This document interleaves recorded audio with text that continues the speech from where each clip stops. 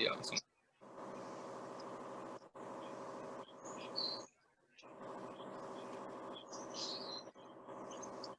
Baik, bismillahirrahmanirrahim. Assalamualaikum warahmatullahi wabarakatuh. Waalaikumsalam. Alhamdulillah, wassalatu wassalam ala rasulillah wa ala alihi wa sahbihi wa man tabi'ahum bi ihsanin ila yaumil qiyamah, amma ba'du. Pertama-tama saya ucapkan selamat datang kepada para partisipan di webinar ilmu series hari ini, di hari Jumat yang berkah insyaallah. Ahlan wa sahlan. Semoga kita semua bisa mendapatkan ilmu dan bisa membagikannya kepada yang lainnya juga. Puji syukur kehadirat Allah Subhanahu wa taala atas segala nikmatnya sehingga kita bisa berkumpul di hari yang penuh berkah ini. Kemudian salawat serta salam semoga tercurah kepada Nabi besar Nabi Muhammad SAW beserta para sahabatnya, keluarganya, pengikutnya hingga akhir zaman. Baik, alhamdulillah ya, kali ini saya, Noval Hasim, akan menemani kalian pada kesempatan kali ini di webinar ilmu series versi kelas tahsin. Kemarin kalau ada teman-teman yang juga sudah ikutan, kemarin 2 minggu yang lalu juga kita sudah mengadakan kelas bahasa Arab yang selalu diadakan di hari weekend, yang sesi pertama di hari Ahad, kemudian sesi kedua di hari Sabtu, dan sesi ketiga itu insya Allah akan diadakan di esok hari, yaitu hari Sabtu. Catat ya teman-teman tanggalnya, jam 9 juga sampai jam 10.30 bersama Mas Gifari Duyufur Rahman. Baik, sebelumnya kami bagi yang partisipan, alhamdulillah sudah 49 orang ya, Masya Allah. Pagi-pagi sudah segar semua nih kayaknya untuk siap ikut ke kelas tahsin. Pagi Jumat nih berkah. Hari Jumat, hari berkah lagi. Udah cafi belum semuanya? Bagi yang sudah, alhamdulillah. Bagi yang belum, nanti jangan lupa untuk baca surah Al-Kahfi karena memang sebagian dari sunnah bahwasanya surat Al-Kahfi itu dibaca di hari Jumat. Oke. Insya Allah, kemudian kita juga akan, saya akan memberikan, mohon maaf untuk peserta yang lainnya, untuk partisipannya dimohon untuk mute dulu mikrofonnya selama acara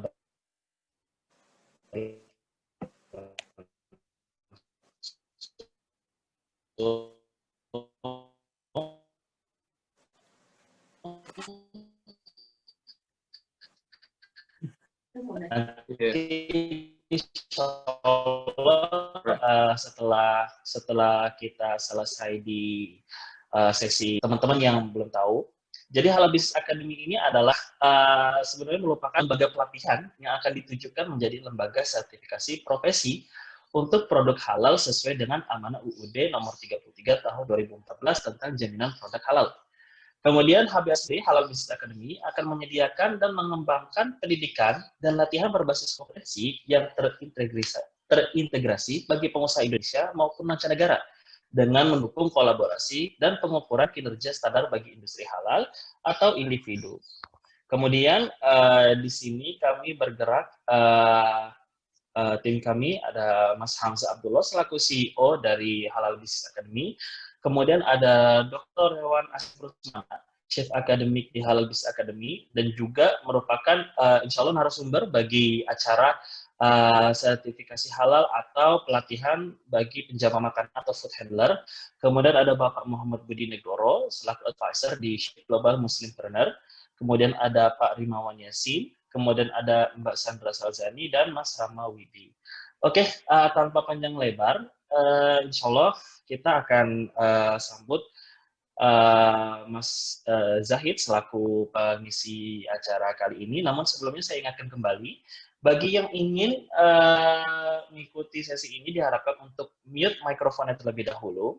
Kemudian apabila ingin bertanya di akhir sesi, nanti kita akan siapkan sesi tanya jawab. Dan bagi yang ingin bertanya secara chat di kolom komentar, kami persilakan. Atau yang ingin bertanya secara langsung, itu bisa gunakan fitur raise hand agar kami dapat melihatnya dan kami unmute mikrofonnya. Sampai sini ada pertanyaan? Jelas ya insya Allah ya?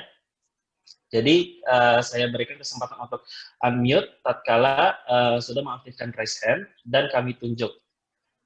Baik, silakan saja tanpa memperpanjang waktu, kita persilakan untuk Mas Zahid Samosir sebagai narasumber di kelas tahsin kali ini. Assalamualaikum Mas Zahid. Oke, waalaikumsalam warahmatullahi wabarakatuh. Ini pengen mungkin dulu ya, layarnya ya, untuk. Oh iya boleh. Iya, masih belum masukin tadi ini. Ya. Nggak apa-apa, ya, nggak apa-apa. Kita mulai. Oke, teman-teman kami persilakan Mas Zahid. Oke, baik. Baik. Jazakumullah khairan, Kakak Noval, Mas Noval. Oke, pakai Mas kita sekarang. Ya, baik. Bismillah. Assalamualaikum warahmatullahi wabarakatuh. Oke. Alhamdulillahirabbil alamin. Alhamdulillahi wa kafa. Wassalatu wassalam ala nabiyinal mustafa wa ala alihi wa sahbihi wa man tabi'ahum bi ihsan ila yaumil muntaha. Rabbi shrah li sadri wa yassir li amri wahlul 'uqdatam min lisani yafqahu qawli. Rabbi zidni ilma warzuqni fahma. Amin amin ya rabbal alamin. Jadi teman-teman sekalian, selamat datang di webinar tahsin pertama kami di Belajar Tahsin online part 1 ya. Insya Allah pada hari ini kita sama-sama bakal belajar tahsin di sini dengan berjudulkan tema ngaji enak sesuai tuntunan Rasulullah Shallallahu Alaihi Wasallam. Jadi pertama-tama, Ana ingin ucapkan puji serta syukur yang amat-amat banyak kepada Allah Subhanahu Wa Taala yang karena limpahan miliaran triliunan nikmatnya kita bisa bersama-sama Allah kumpulkan di majelis yang mulia ini. Yang mana salah satu nikmat yang terbesar dari nikmat-nikmatnya yaitu kita Allah jadikan manusia-manusia pilihan yang bisa sangat beruntung untuk berada di sini. Kenapa Ana bilang sangat beruntung? Karena Allah Subhanahu Wa Taala dengan menakdirkan kita berkumpul di majelis ini, berarti Allah Subhanahu Wa Taala telah pilih kita menjadi kaum muslimin, manusia-manusia yang terbaik. Apa kata Nabi Shallallahu Alaihi Wasallam? Khairukum man ta'allamal Qur'ana wa 'allamah. Sebaik-baik kalian adalah yang mempelajari Al-Quran dan mengajarkannya. Dan di sini, kegiatan kita hari ini, insya Allah, semoga Allah Subhanahu Wa Taala kumpulkan kita menjadi manusia-manusia yang terbaik di akhirat kelak. Amin, amin, ya rabbal alamin. Jadi teman-teman sekalian, sesuai tema, kita akan membahas tentang ngaji enak yang sesuai dengan tuntunan Rasulullah SAW. Jadi, Ana pengen nanya nih ke teman-teman sekalian ya, kalau misalnya ditanya nih sama Ustadz atau sama orang siapapun deh, kalian ditanya nih ya, teman-teman ditanya, ngaji yang enak itu kayak apaan sih? Kayak apaan sih kalau kalian, apa sih yang terbesit di pikiran kalian pertama kali? Di detik paling pertama, kalau misalnya orang-orang nanya, Mas, Mbak, akhi, ukhti, bro, Bapak, apa sih ngaji yang enak menurut kamu? Ngaji yang enak tuh kayak gimana sih? Coba, Ana pengen tahu dari mungkin sekitar 2-3 orang. Kira-kira apa yang bisa kalian jelaskan tentang gimana ngaji yang enak itu? Coba. Yang mau jawab, silakan aktifkan fitur raise-nya, nanti akan di-unmute. Atau jawab lewat kolom komentar. Nah, itu ada di kolom komentar. Oh, dari Muhammad Ridho. Apa jawabannya? Baca Quran dengan nyaman. Ya, baca Quran yang enak itu dengan nyaman. Oke. Ada lagi nih, dengan tartil mungkin. Ya. Ada lagi satu lagi yang bisa ngejelasin? Dengan makom, Bang. Oh iya, makom. Jadi yang belum tahu makom itu lagam Al-Quran ya. Kayak Bayati, Baitikoro, Hijaz. Oh, sesuai tajwid. Oh, banyak nih yang jawab sesuai tajwid. Oke. Jadi kalau misalnya kita kaum muslimin ditanya nih ya, spontan. Gimana sih menurut kamu bacaan yang enak? Orang-orang tuh pasti jawabannya tuh beda-beda ya. Ada yang bilang, bro, bacaan yang enak itu bacaan, menurut aku tuh ya, bacaan yang kalau kita dengar tuh gampang menangis gitu kan. Atau ada lagi yang bilang bacaan yang kalau kita baca tuh badan kita merinding rasanya, kayak lagi di musim dingin deh. Ada lagi yang bilang bacaan yang enak itu bacaan yang meningkatkan iman. Maksudnya gimana? Kalau kita dengar bacaannya tuh ya, kita tuh seolah-olah kayak ingat akhirat, kita ingat nikmat-nikmat di surga, dan kita ingat pula pedihnya azabnya Allah yang Allah berikan pada hambanya yang kufur di neraka jahanam di akhirat kelak. Jadi orang itu macam-macam guys, macam-macam teman-teman sekalian ya tentang pemahaman gimana sih bacaan yang enak itu. Nah, jadi akhir-akhir ini kita pokoknya kita harus bersyukur ya kepada Allah Subhanahu wa taala karena Allah telah menakdirkan kita hidup di zaman yang mana di zaman kita ini tuh orang-orang yang memiliki irama bacaan yang enak, yang indah itu udah nggak langka lagi, udah nggak jarang. Kita tuh coba ya kita perhatikan tahun-tahun ini di kebelakangan ya. Itu kita sering banget lihat berita setiap hari kita buka Instagram, kita buka Facebook, YouTube pasti selalu berulang kali muncul di homepage kita di menu utama di sosial media tersebut viral misalnya. Ketua BEM apa kemarin ITB atau IPB yang ternyata hafiz Quran dan saat diinterview ternyata bacaannya enak juga, dia baca Ar-Rahman di televisi, bacaannya enak, Masya Allah, ganteng lagi kan. Ada lagi, misalnya polisi yang masih muda, dan polisi tersebut tertangkap kamera membaca Al-Quran di pokoknya. Satpam di Saudi Arabia, kalau Saudi sih ya, emang di Arab gitu ya, tapi di Indonesia ini udah tersebar luas banyak banget dan udah nggak lagi asing di kuping kita atau di penglihatan kita. Orang-orang yang banyak banget berbondong-bondong mereka bisa baca Quran yang enak. Tapi yang sedih teman-teman, bersamaan fenomena bertambahnya jumlah orang-orang yang bisa ngaji dengan irama yang enak, tapi berkurang pula orang-orang yang paham akan definisi sesungguhnya bacaan yang enak itu seperti apa. Jadi kebanyakan kita nih ya orang-orang awam, kalau misalnya dengar bacaan enak, oh ini enak nih, berarti ini ustadz gitu, langsung dicap sebagai ustadz gitu kan.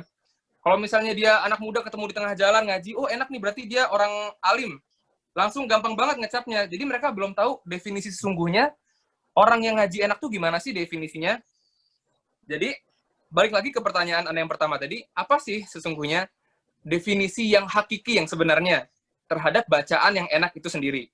Jadi Anda pengen jelaskan di sini, bacaan yang enak itu, yang hakiki definisinya adalah, kita lihat di layar, yaitu bacaan, ngaji, tilawah, tadarus, bacaan Quran yang sesuai dengan tuntunan Nabi Muhammad Shallallahu Alaihi Wasallam. Sesuai tuntunan berarti bacaan kita sama sesuai dengan bacaan yang dicontohkan Nabi Shallallahu Alaihi Wasallam pada masa hidupnya. Nah, oke, kayak gitu ya. Jadi perlu diketahui teman-teman, bahwasanya hukum kita untuk membaca Al-Quran sesuai tuntunan Nabi Shallallahu Alaihi Wasallam, yaitu kita baca nih sesuai bagaimana dulu Nabi SAW membacanya. Itu hukumnya fardu ain, wajib sebagaimana sholat fardu ain. Yang mana kalau misalnya kita ninggalin sholat, kita berdosa. Dan kita melakukan sholat, kita dapat pahala. Begitu pula, baca Al-Quran sesuai tajwidnya, hukumnya fardu ain.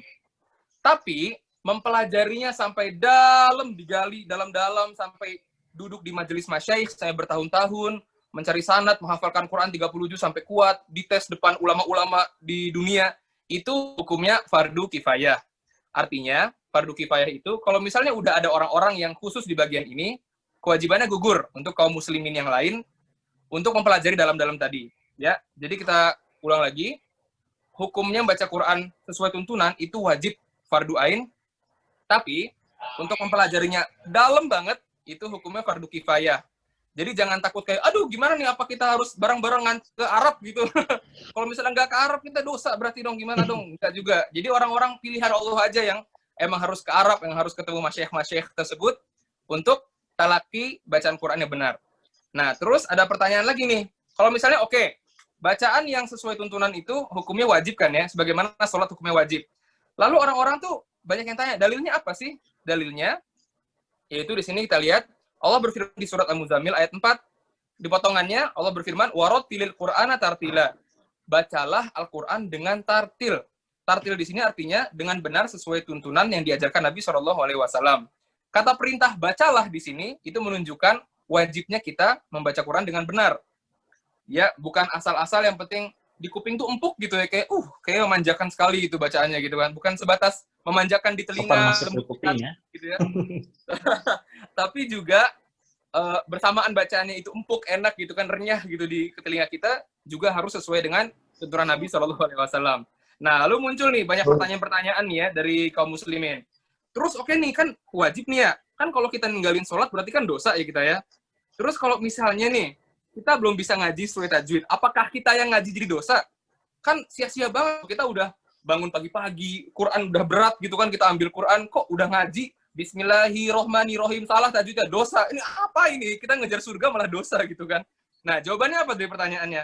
Iya, Yang benar itu adalah kalau misalnya kita ngaji belum bisa sesuai tajwid, nggak dosa sama sekali. Nggak dosa.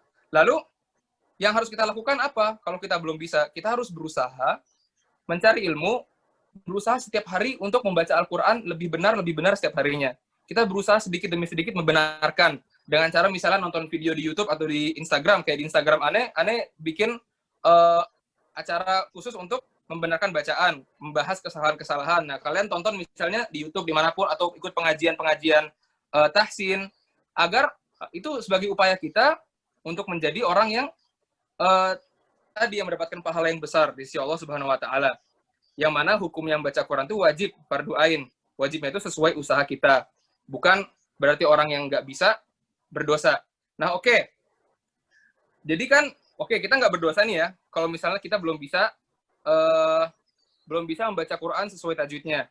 Tapi siapa yang berdosa? Yang berdosa itu adalah mereka yang sama sekali, pokoknya bener-bener enggan buat mempelajari. Jadi kalau diajak, bro, ayo yuk kita belajar nih, ada tahsin. Enggak, ngapain ngaji, yang penting mah sholat kulhu juga sah sholat gitu kan.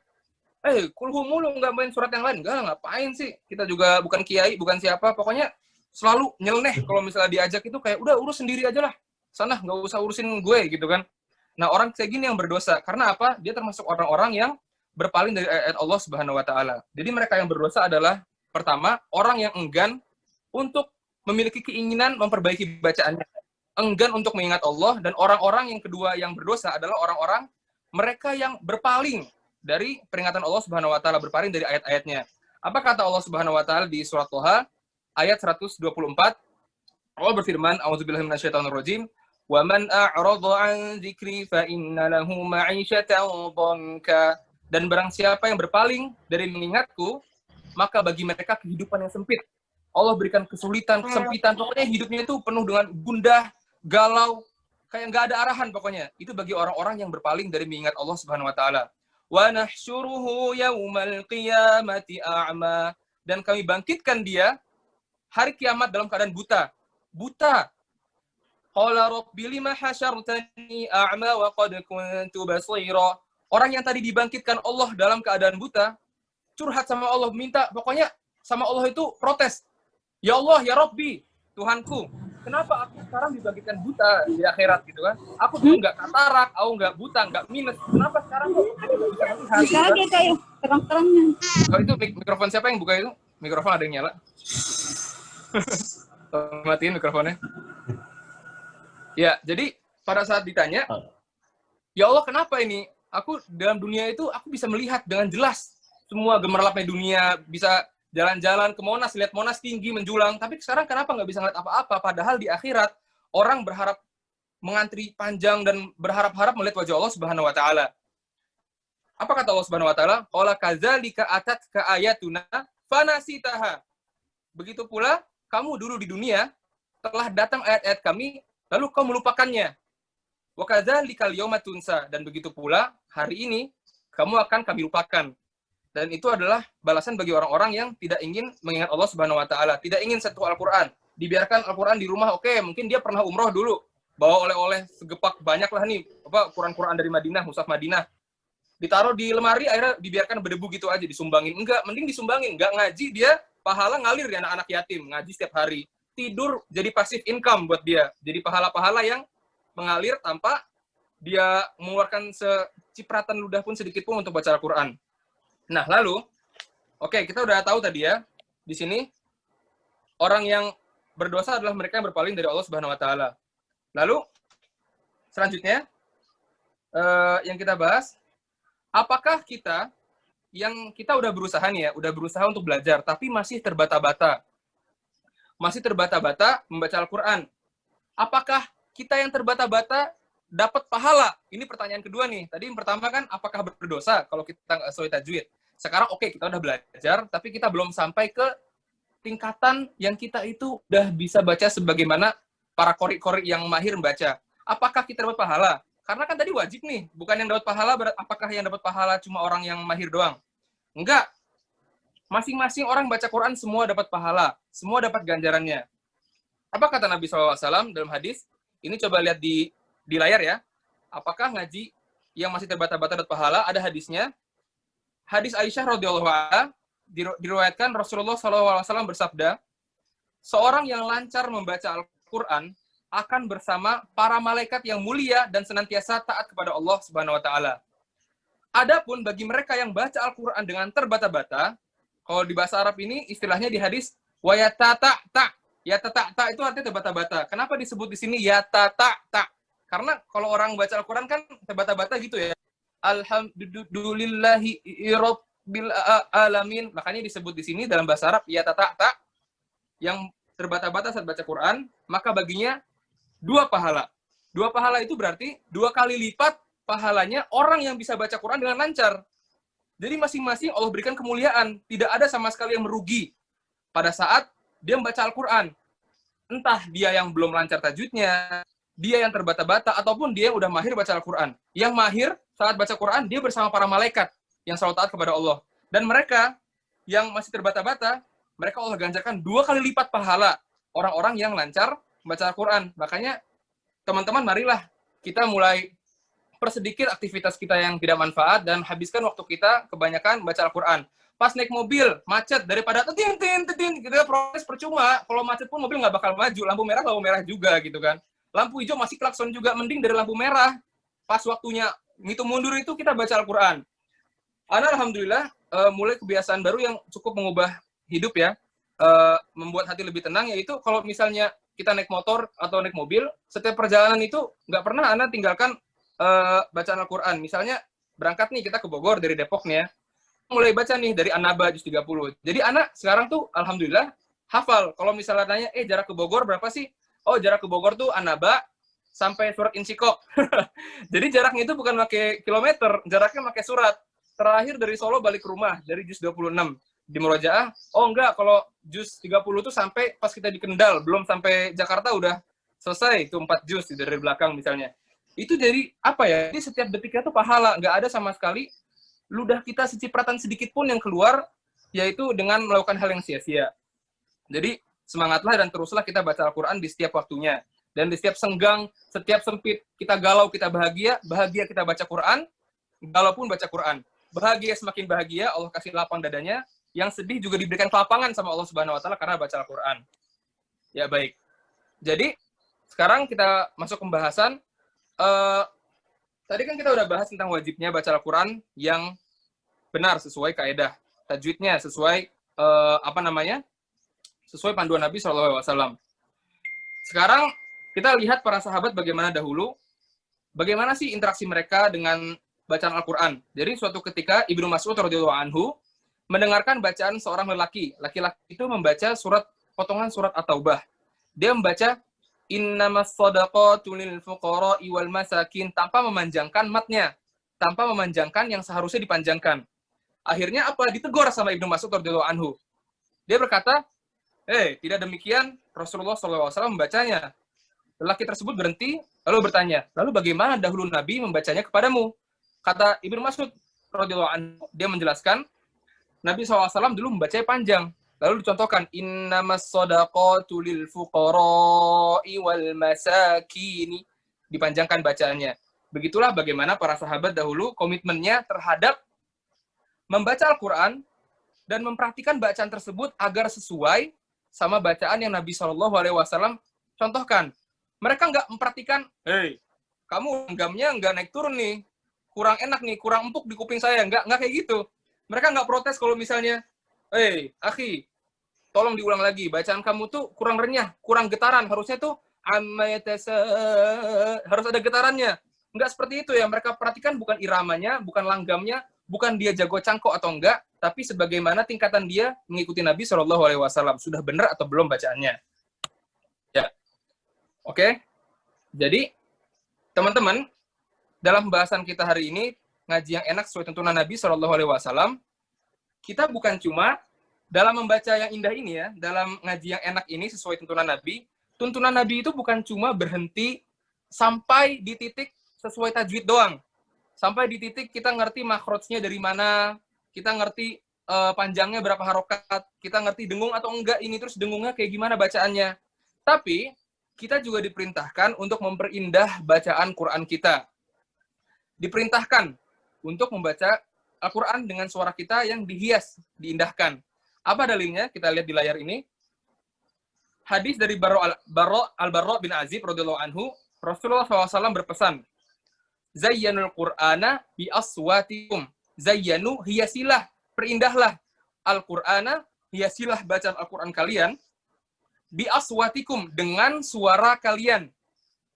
Kata hiasilah di sini kata perintah yang berarti wajibnya kita untuk mengindahkan bacaan Al-Qur'an. Dan dalil lagi apa? Dalil yang kedua, buktinya kalau misalnya mengindahkan bacaan Al-Qur'an itu wajib. Hadis Nabi SAW dari Sa'ad bin Abi Waqqas radhiyallahu anhu, Nabi SAW bersabda, "Laisa minna," bukan dari golongan kami, kata Nabi SAW. "Man lam yataghanna bil Qur'an." Siapa atau mereka yang tidak atau belum mengindahkan bacaan Qur'annya. Kata Nabi SAW, bukan dari golongan kami yang tidak mengindahkan bacaan Qur'annya. Lalu teman-teman, pertanyaan di sini tuh, apa sih yang harus digarisbawahin dari mengindahkan? Apakah kita harus mengerti makom? Kayak yang tadi teman kita siapa tadi yang di awal menjelaskan ngaji yang enak itu yang ngerti makom. Makom bayati, apakah kita ngaji Al-Fatihah harus pakai bayati, harus pakai nahawan, irama-irama tersebut yang biasa kori-kori baca di panggung? Bukan, yang harus digarisbawahi di sini, lihat di hadis pertama, Zayyanul Qur'ana bi aswatikum, garis bawahin di sini bi aswatikum, dengan suara kalian. Dengan suara kalian berarti dengan kemampuan kalian. Kalau misalnya kita suaranya nyaring, kita ngaji, indahkanlah nyaring itu. Dan indahkannya kalau kita nggak bisa cangkok, ya udah, datarnya kita maksimalin di datar itu. Jadi kalau kalian bisanya, Alhamdulillahi Rabbil Alamin, ya udah, nggak usah paksain suara kita mengikuti irama-irama Muhammad Toha, misal, Syekh Misyari Rashid, atau Muzammil Hasballah. Karena perintah Nabi SAW yaitu untuk mengindahkan bacaan Al-Quran dengan bi aswatikum, dengan suara kalian. Dan itulah yang banyak ditegur para ulama. Kebanyakan sekarang fenomena di masyarakat, orang-orang itu selain berlomba-lomba, ya, berlomba-lomba untuk membaca Al-Quran yang indah, tapi yang sangat disayangkan mereka berlomba-lomba itu mengindahkan bacaan mereka untuk mengikuti bacaan orang lain. Jadi bukan pakai suara mereka. Mereka, misalnya suaranya tebel nih, ya, misalnya nih, saya suaranya tebel nih ya, Ana suara tebel. Kalau misalnya ngomong, Assalamualaikum, Waalaikumsalam. Kalau ngomong tebel suaranya. Terus, pas dia ngaji, taunya bacanya kayak Muzammil Hasballah. Alhamdulillahi Rabbil. Lah, ini suara siapa? Pas kita lihat yang imam, oh kamu, ini ente nih yang suaranya tebel. Pas ngomong, iya tadi aneh imam, gitu kan. Pas dibilang, kok beda pas ngimam? Iya, kan ngikutin Ustadz itu, Muzammil Hasballah, katanya gitu. Ini salah, ini kesalahan di masyarakat. Kenapa? Karena teman-teman nih ya, kalau misalnya kita mengindahkan bacaan kita dengan mengikuti suara orang lain, bukan dengan suara kita sendiri, alhasil apa? Banyak hukum-hukum tajwid yang terkorbankan. Misal, di Al-Quran itu kita membaca ayat-ayat harus tegas, jelas dari suara yang keluar dari rongga mulut. Nggak boleh ada yang suaranya itu keluar bareng-barengan di rongga hidung. Lalu, gini, kalau misalnya kita pakai suara, bukan pakai suara kita pakai suara orang lain yang dia misal terlalu tinggi atau terlalu tebal. Alhasil apa? Suara-suara bacaan kita masuk ke rongga hidung. Masuk ke rongga hidung. Jadi, nih, contohnya kita kalau masuk ke rongga hidung gimana? Kalian misalnya di rumah nih, atau kalian kan di mute nih, mic-nya. Coba kalian coba-coba nih ya. Teman-teman cobain nih, baca Al-Fatihah misal ayat 1. Alhamdulillahi Rabbil Alamin. Sekarang himpit hidung kalian pakai tangan seperti ini. Alhamdulillah. Kalau misalnya suaranya nah berarti suara kalian masih pakai suara hidung. Caranya gimana biar keluar dari mulut sepenuhnya? Yaitu kita baca Al-Quran dengan suara kita. Suara kita aswatikum yang kata Nabi ini gimana sih? Yaitu suara kita nih yang biasa kita pakai ngobrol. Yang biasa kita pakai untuk ngejelasin. Ini kan suara Ana jelas nih ya. Ini suara yang Ana pakai untuk presentasi. Kan kalau presentasi kan harus pakai suara yang bulat, yang terbaik, yang bisa didengar orang dengan baik kan? Nah begitu pula Al-Quran. Ini suara Ana pas ngobrol. A'udzubillahi minasyaitonirrajim. Ini suara pas ngaji. Nggak ada bedanya sama pas berbicara. Kayak gitu suaranya yang kita pakai untuk mengindahkan bacaan Al-Quran kita. Bukan pakai suara orang lain sekali lagi ya. Oke, baik. Lanjut. Jadi itulah yang disedihkan, yang kita lihat di masyarakat, yaitu kebanyakan mereka berlomba-lomba membaca Al-Quran yang indah, tapi menggunakan suara orang lain yang mana itu bukan suatu yang benar.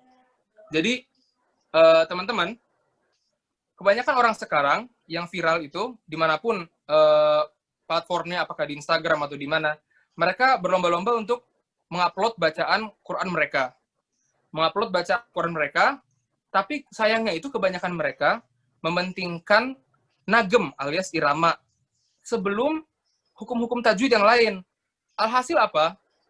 Karena dia mementingkan lagu. Jadi dia kayak yang tadi Ana bilang, mengorbankan hukum-hukum tajwid. Dan ini nggak boleh karena perintah Nabi SAW, yaitu kita membaca Quran dengan tartil, itu perintah Allah ya, waratil Quran tartila, dengan tartil, dengan yang dicontohkan Nabi SAW. Dan para sahabat dulu menegur orang lain bukan karena iramanya, kayak yang tadi kisah Ibnu Mas'ud, membenarkan bacaan lelaki, tapi yang ditegur itu yang nggak sesuai sama Nabi SAW. Nah, kesalahan apa yang fatal dari terlalu mementingkan nagem, kita harus belajar nih teman-teman ya. Dalam ini Ana pengen ngebahas hal baru di sini, mungkin banyak yang belum tahu. Dalam ilmu maharatul qiraah, yaitu keterampilan membaca Al-Qur'an, ada 5 cabang ilmu yang harus kita pelajari. Kita lihat slide berikutnya nih di layar. Ya, ilmu seputar maharatul qiraah atau keterampilan baca Al-Qur'an ada 5. Yang pertama, dan ini harus urut ya, harus urut. Dan kalian kalau buka, teman-teman kalau misalnya buka buku-buku tajwid manapun, urutannya selalu sama. Selalu dimulai dari makhorijul huruf. Yang pertama makhorijul huruf.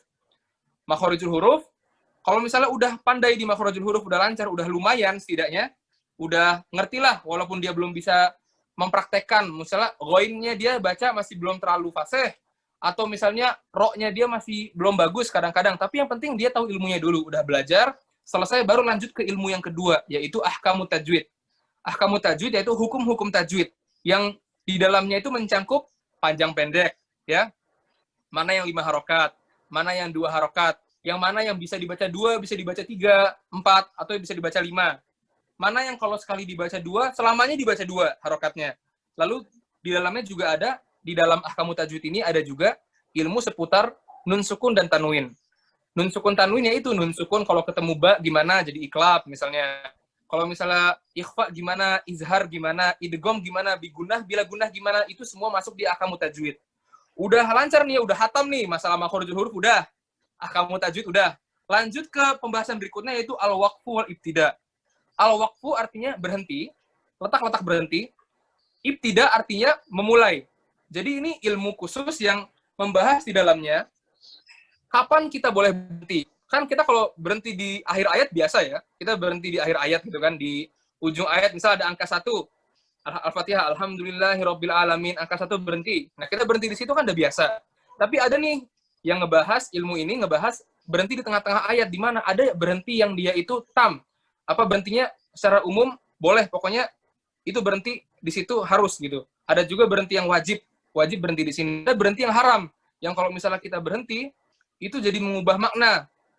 Misalnya ada ayat contohnya ya di tentang makhrajul huruf waqful ibtida ini, ayat di surat apa? Yunus atau di awal-awal Ana lupa. Waqalu takhadzallahu walada, dan para Yahudi dan Nasrani mengatakan bahwasanya Allah Subhanahu wa taala memiliki anak. Subhanah, Maha suci dia. Kalau misalnya kita berhenti di subhanah, wa qalu takhadzallahu waladan subhanah, dan mereka berkata, Yahudi Nasrani, bahwasanya Allah Subhanahu wa taala memiliki anak yang maha suci dia. Karena disambung jadinya apa? Anaknya Allah maha suci ini. Padahal harusnya tuh arti makna ayatnya apa? Wa qalu takhadzallahu waladan subhanah. Apa? Walada, wa takhadzallahu walada, berhenti, dan mereka berkata bahwasanya Allah Subhanahu wa taala punya anak. Subhanah, maha suci dia, maha suci Allah dari memiliki anak. Allah tuh lebih tinggi, lebih agung, lebih suci dari yang bisa memiliki anak, karena sifat Allah itu kan lam yalid wa lam yulad, tidak diperanakan, tidak pula memiliki anak, gitu kan di surat Al-Ikhlas. Itu semua dibahas di al-waqful ibtida. Dan ini pembahasan penting karena kebanyakan kita kan nggak paham ya. Kita kebanyakan nggak paham. Jadi kadang-kadang nafas kita habis, kita berhenti di sini. Main lanjut aja. Padahal kalau kita berhenti di sini, kita main lanjut aja, nggak sesuai pemahaman yang dijelaskan di waqful ibtida ini. Kita bisa jadi menghina Allah, bisa jadi kata-katanya di Al-Quran bisa jadi mempertanyakan Allah, gitu kan. Seperti misalnya ayat yang terkenal nih ya. Ayat terkenal itu di akhir surat Al-Baqarah. Mana ya? Amanar Rasul bima unzila ilaihi mir rabbi wal mu'minun kullun amana billahi wa malaikatihi wa kutubihi wa rusulihi la nufarriqu baina ahadin min rusuli wa qalu sami'na wa ata'na ghufranaka rabbana wa ilaikal masir. Jadi di situ ada ayat yang kalau kita berhenti di situ, artinya kita mengatakan bahwasanya Allah membawa beban. Padahal di ayat itu, yang membawa beban itu orang-orang sebelum kami. Dan kita kalau berhenti di situ, kita seolah-olah bilang Allah itu membawa beban. Gitu ya. Dan ini salah, karena Allah pencipta kita, mana mungkin Allah membawa beban gitu kan, mana mungkin Allah repot gitu kan. Ini semua ada di waqful ibtida. Dan kalau kita udah bahas waqful ibtida, setelahnya ada lagi ilmu keempat namanya husnul ada. Husnul ada itu dibahas dalamnya adab-adab dalam membaca Al-Quran. Nah, di sini nih udah mulai ada pembahasan tentang irama. Sebenarnya bahasa gampangnya bukan irama sih, tapi dia tuh lebih ke kapan intonasi kita hentak, kapan ada ayat yang kita ulang 2 kali karena ayat tersebut misal mengingatkan tentang azab. Ayat tersebut misal mempertanyakan tentang Allah gitu, kita langsung bales gitu. Kita harus utamanya kita ulang 2 kali ayatnya. Biar apa? Supaya memasukkan getaran di hati-hati orang yang mendengarnya, menambah iman alias ya, menambah iman-iman orang yang mendengarnya. Misal contohnya husnul ada itu dicontohkan di surat Al-Ma'un. Fawailul lil musallin. Maka celakalah orang-orang yang sholat. Fawailul lil musallin alladzina hum an salatihim sahun. Disambung sama ayat setelahnya untuk apa? Untuk menjelaskan siapa yang celaka orang-orang sholat tersebut. Diulang 2 kali ayatnya. Begitu pula di surat Al-A'la misal, atau di Al-Qiyamah, di ayat-ayat yang menjelaskan wa yatruna fil hayatid dunya wal akhiratu khairu wa abqa. Jadi pas di ayat wal akhiratu khairu wa abqa, dan sesungguhnya akhirat itu lebih baik dan lebih kekal. Diulang 2 kali. Wal akhiratu khairu wa abqa. Wal akhiratu khairu wa abqa. Jadi orang yang dengar itu bergetar imannya, apa? Hatinya itu bergetar. Jadi oh ya Allah, iya dunia itu sebentar ya. Jadi mereka jadi berpikir, ya Allah, iya ngapain kita capek-capek banget gitu kan, sedangkan sholat aja kita suka taat gitu, kita dunia terlalu dikejar-kejar. Jadi kita menambah khusyuk pada saat mendengar bacaan tersebut. Dan ini udah ada bab khususnya nih, udah pembahasan khusus di husnul ada. Jadi nggak main-main kita langsung kita ulang aja 2 kali, 3 kali gitu kan, di ayat-ayat yang malah nggak ada sama sekali hubungannya sama azab, nggak ada hubungannya sama apa-apa, kita ulang-ulang sampai 3 kali, 4 kali. Di situ dijelaskan banyak lah, dari mulai bacaan ayat yang diulang, lalu intonasi yang diulang juga, intonasi yang ayat kedua harus kita tinggikan. Kalau ayat ini harus kita baca rendah, itu di husnul ada. Baru setelah kita udah mahir di makharijul huruf, ahkamu tajwid, waqful ibtida, sama husnul ada, baru kita mampir ke yang terakhir yaitu nagem. Nagem itu irama. Nah, makanya kenapa kesalahan orang sekarang itu, mereka mementingkan nagem, sedangkan nagem itu yang paling terakhir. Apa hasilnya kalau misalnya dipentingkan nagem sebelum makhraj, sebelum ahkamu tajwid, sebelum waqf ibtida, sebelum husnul ada? Hancur semua 4 itu, jadinya terlupakan semuanya. Misalnya baca Al-Fatihah, kalian baca mentang-mentang lagunya kayak gini, kalian jadi pengen ikutin lagu. Bodoh amat lah, bagaimana, nggak peduli lah gitu, makharijul huruf kayak gimana, nggak peduli. Ahkamu tajwid, nggak peduli lah. Yang penting Al-Fatihahnya enak nih. Alhamdulillahi Rabbil Alamin. Kalau orang awam dengar, wah nih masih enak nih bacaannya gitu kan, dipuji-puji. Padahal yang berhak bilang bacaan benar atau enggak itu bukan masyarakat awam, tapi mereka yang mahir dalam Al-Quran, para ulama-ulama qiraah. Jadi mentang-mentang bacaannya enak bukan berarti bacaan itu udah pasti benar gitu kan. Makanya kita belajar makharijul huruf dulu. Jadi huruf-huruf kita, letak-letak keluarnya hurufnya benar, taknya benar, to benar. Sekarang aja masih banyak yang salah pengucapan to, so, kho. Banyakan orang kalau baca so, baca kho, bibirnya itu bundar. So, kho. Padahal huruf kho sama so itu suaranya kedengaran di kuping kita kayak oh, itu karena diangkatnya lidah belakang. Bibirnya normal aja. Ini kan banyak nggak tahu. Yang orang udah belajar dari TK, belajar Iqra. Wah, kok nggak diajarin ini sama guru Iqra, saya ngajarin ini gitu kan. Karena emang kurangnya kita dalam mengetahui ilmu-ilmu tajwid tersebut. Makharijul huruf udah jago nih, udah jago tempat-tempat hurufnya udah bener semua. Kita hiasin lagi, kita perbaikin lagi pakai ahkamu tajwid. Udah bener huruf-hurufnya, bener pula panjang pendeknya, bener pula dengung-dengungnya. Udah bener lanjut waqf ibtida.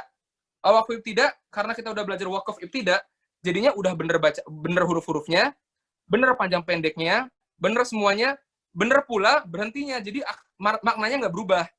Dan mulainya lagi juga benar. Jadi pas ngaji itu nggak ada makna-makna yang bikin orang yang mendengarnya itu bingung. Ini gimana sih maksudnya? Allah punya anak yang suci kayak tadi kan, yang di surat Yunus atau surat apa tadi? Nah, jadi udah bener 3 hal tadi. Husnul ada, diindahkan pakai husnul ada. Jadi di ayat-ayat yang azab diangkat suaranya. Misalnya Wajaat sakratul mauti bil haqq, dan datanglah sakratul maut dengan benar. Datang. Sakratul maut datang. Diulang lagi ayatnya. Wajaat sakratul mauti bil haqq. Diulang 2 kali. Jadi udah bacaannya benar semua, bacaannya pula menggetarkan hati-hati orang yang mendengarnya di husnul ada. Baru deh udah ngerti semua tuh. Kapan kita intonasinya tinggiin, kapan kita rendahin, terus gimana cara bacanya. Baru deh kita irama kita nyesuain 4 hal yang tadi. Itulah rumus yang benar yang harus kita praktekkan sebelum kita jatuh ke terjun ke bab yang terakhir, yaitu nagem irama. Ya itu Kak Noval, untuk sementara kayaknya banyak yang nanya nih, bisa kita mungkin Boleh. tanya-tanya nih, kita lanjut ke selanjutnya. Tadi ada dari saudari dia itu yang tanya di kolom chat. Di mana kolom chat ini? Buka ini ya, chat ya. Saudara siapa? Dia, DHIA. Ada nggak? Dia ya, Aki agak melenceng. Namun kalau nafas kita pendek, bagaimana saat baca Al-Quran? Dan kalau memanjangkan nafas, bagaimana caranya? Oh ya, ini memang banyak sih yang nanya-nanya tentang gimana cara nafas yang panjang gitu kan. Nafas yang panjang itu dilatih ya. Ana pernah bahas juga di Instagram tentang mengatur nafas saat baca Al-Quran. Yang mana banyakkan orang nih, yang mereka itu udah atlet, misalnya atlet renang. Udah bisa renang sampai 3 jam nggak berhenti, terus bolak-balik kolam renang. Pas sepedahan sekali jalan 100 km. Tapi pas baca Quran masih aja stuck nafasnya.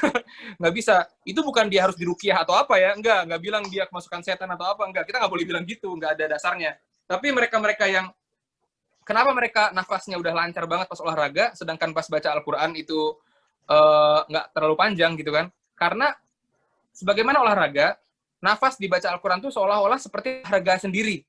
Ngerti kan? Jadi kalau misalnya orang yang lancar sepedahan nafasnya kuat, belum tentu pas dia berenang kuat, karena berenang kan nafas dalam air ya. Ya, kalau Al-Quran kan nafasnya sambil baca ayat Allah ya. Makanya Al-Quran tuh ngatur nafas di sini sama kayak ngatur nafas di olahraga yang lain. Jadi membaca Al-Quran seolah-olah exercise sendiri nih. Istilahnya ada ilmunya sendiri dalam menjaga nafasnya gitu. Makanya itu pula ilmu-ilmu tersebut dibahas di waqful ibtida, di mana kita boleh berhenti, di mana enggak. Kayak misalnya di surat Al-Bayyinah ya. Al-Bayyinah kan panjang tuh. Misalnya Al-Bayyinah panjang, terus dipotong-potong di mana ayat 1? Lam yakunil ladzina kafaru min ahlil kitabi wal musyrikin. Lalu mulai lagi dari min ahlil kitabi wal musyrikin hatta, baru dimulai dari situ lagi. Atau enggak berhenti di hatta, mulai lagi dari hatta ta'tiyahumul bayyinah. Makanya dengan ilmu waqful ibtida ini kita bisa tahu ayat yang panjang pun bisa kita potong-potong tuh. Bisa kita potong-potong jadi 3. Tapi kalau orang nggak tahu ilmunya, dipotong-potongnya jadi salah gitu. Jadi artinya kayak tadi bisa berubah.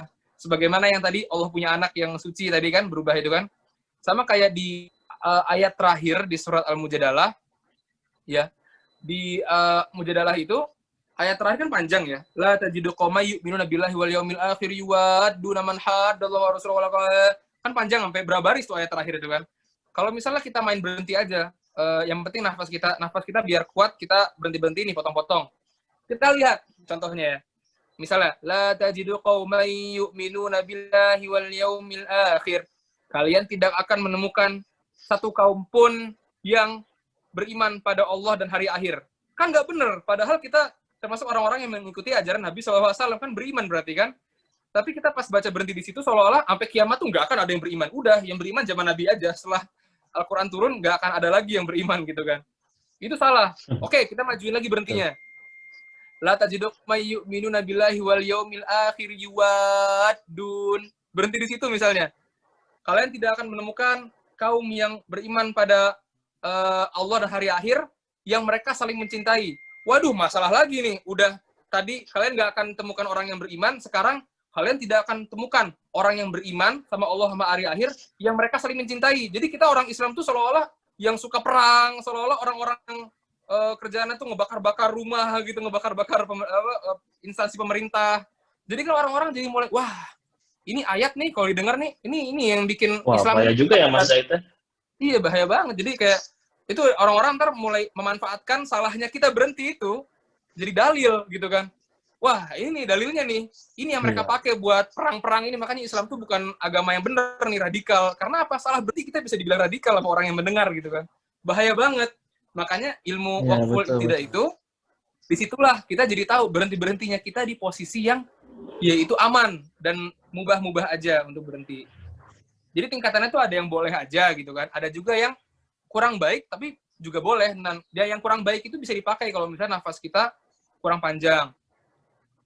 Misal di ayat terakhir apa ya, kalau dipotong-potongnya ayat terakhir Al-Asr ya, illal ladzina amanu wa amilus solihat wa amilus solihati wa tawasaw bil haqq. Berhenti lagi, wa tawasaw bil haqqi wa misalnya gitu bisa berhenti. Nah, jadi kita potong-potong ayatnya kalau kita nggak kuat nafasnya di satu baris tadi. Tapi yang lucu nih, pengen cerita nih ya teman-teman, di waqfu tidak ini ada surat dalam Al-Qur'an yang kalau sesuai ilmu ini, kita berhentinya itu setelah 4 baris. Yang mana berhenti yang terbaik ya, berhenti yang terbaik itu setelah 4 baris. Yang tahu masalah ini tuh rata-rata orang-orang yang udah ngikutin tahsin. Sama, misalnya anak ngikutin tahsin di pesantren sama ustadz yang punya sanad. Nah, syekhnya ustadz ini tuh menjelaskan, di surat At-Taubah atau apa ya, lupa ya Allah, di tengah-tengah Al-Quran, di sini itu, Zahid, berhenti yang terbaik ini tuh baris keempat. Hah? Gimana ustadz? Di baris keempat, iya harus kuat. Enggak, gimana caranya? Iya harus kuat, katanya. Sampai latihan berhari-hari, berenang, gimana atur nafas, nggak kuat-kuat juga. Itu emang, itu berhenti yang terbaik. Nah, kalau misalnya kita nggak bisa berhenti yang terbaik, nah kita boleh berhenti sesuai, sesuai kemampuan kita. Tapi jangan yang terlarang. Yang terlarang itu kayak tadi itu. Nah, yang bisa mengubah makna, seolah-olah Allah Subhanahu wa taala punya anak. Nah, tadi udah inget nih yang di ayat terakhir Al-Baqarah. Rabbana la tu'akhidna in nasina aw akhtana. Ayat potongan berikutnya, Rabbana wa la tahmil 'alaina isran kama hamaltah. Ada kori-kori yang berhenti di kama hamaltah. Kayaknya enak gitu kalau didengar.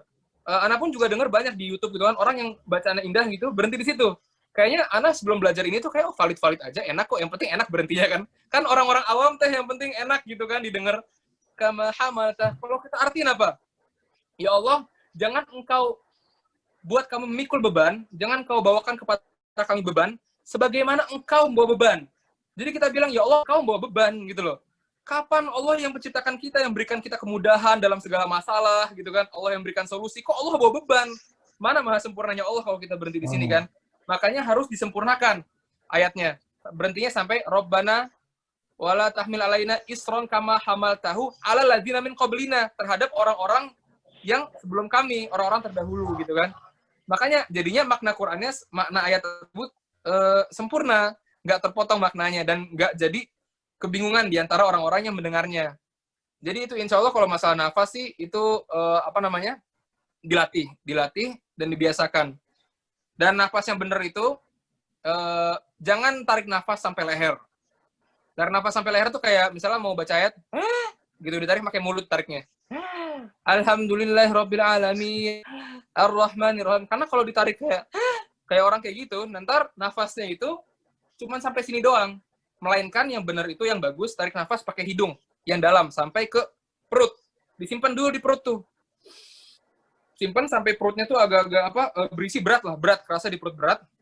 Lalu bacanya pakai intonasi rendah. Intonasi rendah itu bukan rendah-rendahin ya, bukan kayak alhamdulillahirabbil, bukan kayak gitu. Bacanya intonasi rendah itu kayak intonasi kita ngobrol nih, tapi ngobrolnya kayak lagi biasa aja sama temen. Bro, ke kantin yuk. Nah, kayak gitu suaranya. Ke kantin yuk. Kalau bisa ngaji, alhamdulillahirabbil alamin, ar-rahmanir-rahim. Kalau ngajinya pakai intonasi rendah, nanti otomatis angin yang keluar tuh lebih hemat. Kayak istilahnya kalau motor ada FI-nya lah ya, Yamaha itu ada teknologi yang lebih hematnya gitu. Kalau misalnya kita pakai intonasi rendah. Karena intonasi tinggi itu yang bikin nafas kita cepat habis. Kayak gitu untuk jawaban yang tadi pertanyaannya. Ada lagi yang lain mungkin? Mas Novel? Di chat itu ada dari saudari saudara Arik Rifki, Afwan Mas Zahid, saya pernah melihat video di YouTube. banyak ya video di YouTube. Iya. ada banyak sekali kori-kori di YouTube. Katanya bacaan Quran itu sesuai Rasulullah itu nadanya rata. Apakah itu benar? Oh, jadi pernah ngeliat ada orang ngomong di YouTube, Mas Zahid, kalau katanya sih bacaan Al-Quran itu yang sesuai Rasulullah itu nadanya rata. Apakah itu benar? Nah, gimana tuh Mas Zahid? Bacaan Quran yang datar itu maksudnya itu bersih di situ ya. Bukan berarti artinya itu kaku. Kayak misalnya kayak Alhamdulillahirabbil alamin arrahmanir rahim. Jadi kan nggak ada keindahan situ kan. Karena ada juga ada pembahasan khusus ya. Ini Ana lupa masukin itu ke sini karena niatnya kan cuman kita hari ini ngebahas umumnya dulu ya, umum di semua ilmu-ilmu qiraah gitu kan. Kita yang penting kenal dulu kulitnya sekarang sebelum kita masuk ke hal yang mendalam. Jadi ada pembahasan khusus yang membahas irama-irama yang terlarang. Irama-irama yang terlarang itu termasuk dalamnya memberikan efek. Efek itu artinya efek itu bukan efek sound ya. Bukan efek gema-gema yang kayak Alhamdulillahirabbil alamin, min yang kayak suara-suara imam-imam itu, bukan itu. Efek itu efek dari suara kita sendiri. Misalnya, kita baca ula, itu kan bersih ya. Ula, walaupun kita angkat ula, tapi kita bersih suaranya. Datar. Yang salah itu ula, ada getarannya. Ika ashabun nar, ada gelombang-gelombang tadi yang bergelombang itu kayak ulet itu kan. Nah, itu yang termasuk yang nggak sesuai Nabi SAW. Karena Nabi SAW dulu mencontohkan bacaan itu bersih. Bersih itu berarti datar itu bersih, bukan berarti bukan berarti dia nggak pakai irama. Dan banyak irama yang terlarang yang masih kita praktekkan juga, diantaranya tadi itu memberikan banyak getaran. Terus irama-irama yang merusak tajwid. Yang kayak tadi Ana bilang di awal kan, karena terlalu nurutin lagu, jadinya ngalahin hukum-hukum yang seharusnya, yang mana perintah Nabi SAW, perintah Allah pun kita baca sesuai yang dibaca Nabi SAW. Jadinya Alhamdulillahi Rabbil Alamin. Ini bukan nyanyi, tapi ini baca Al-Quran. Nah ya, itu ada yang bilang tuh di chat, yang dimaksud cengkok ya bang? Iya cengkok. Cengkok. Jadi cengkok-cengkok yang dilarang itu cengkok-cengkok yang terlalu berlebihan. Yang cengkok itu, karena kalau cengkok berlebihan, kayak tadi yang Ana jelaskan juga, cengkok berlebihan ngefek berpengaruh ke hukum tajwid. Jadinya suara kita yang harusnya nggak masuk ke rongga hidung, jadinya masuk ke rongga hidung gitu kan. Jadi nggak bersih suaranya. Jadinya bacaannya banyak hak-hak yang harusnya diberikan pada ayat-ayat tersebut, pada huruf-huruf tersebut, jadi nggak diberikan. Jadi kita nggak membacanya sesuai tuntunan. Oke, yang lain tadi, Mas Noval? Tadi Mas Rifki itu raise hand, apakah ingin bertanya? Oh, dia pertanyaannya tadi raise hand, saya bacain ya. Assalamualaikum Bang, maaf mau bertanya, apakah kelima ilmu seputar membaca Al-Quran itu juga wajib diterapkan di saat di luar baca Al-Quran, seperti sedang murojaah dan semacamnya, atau mungkin ketika azan, jadi khotib, saat mengutip ayat Al-Quran, saat sedang berkumpul teman, gitu. Terima kasih. Membaca Al-Quran, yang sesuai makrot ya, sesuai tuntunan itu, dibacanya itu ya pada saat tilawah. Kalau misalnya lagi khotbah, misalnya sebutkan ayatnya kayak sebutan bahasa Arab aja, yang nggak pakai hukum tajwid. Misalnya, innalhamdulillah, nahmaduhu wa nasta'inuhu wa nastaghfiruh, nggak usah innalhamdulillah, nggak usah kayak baca Al-Quran gitu kan. Jadi sebutnya biasa aja gitu, nggak usah terlalu pakai hukum-hukum tajwid. Dibacanya pas lagi membaca Al-Quran aja, membaca Al-Quran. Murojaah termasuk baca Al-Quran ya. Murojaah, setoran bacaan, nambah hafalan, itu termasuk baca Al-Quran. Termasuk kalau misalnya kita lagi ngaji-ngaji sendiri, lagi galau kita baca Al-Quran, atau lagi pengen ngaji aja, itu kita baca Al-Quran, kita harus pakai tajwid tersebut. Tapi kalau misalnya, nyampein ayat, kayak nyampein hukum gitu kan, pas khotbah, Allah berfirman, ya ayyuhalladzina amanu taqullah, ittaqullaha wa kunu ma'as shodiqin, misalnya gitu. Nggak usah, nggak diwajibkan menggunakan tajwid. Tapi pas lagi tilawah aja, pas lagi baca Al-Quran. Itu intinya. Wallahu a'lam bishawab. Oke. Oh, jadi sekarang Mas Zahid sudah masuk ke sesi tanya jawab ya? Enggak sih, intinya masuk tanya jawab aja. Habis ini apakah ada slide? Oh, gitu. Masih ada. Berarti kita lanjut dulu ya, Mas ya? Oke, lanjut dulu. Ini tinggal sedikit banget sih. Tinggal akhir-akhir dari pembahasan. Oke, langsung kita lanjut lagi ya. Oke, lanjut lagi.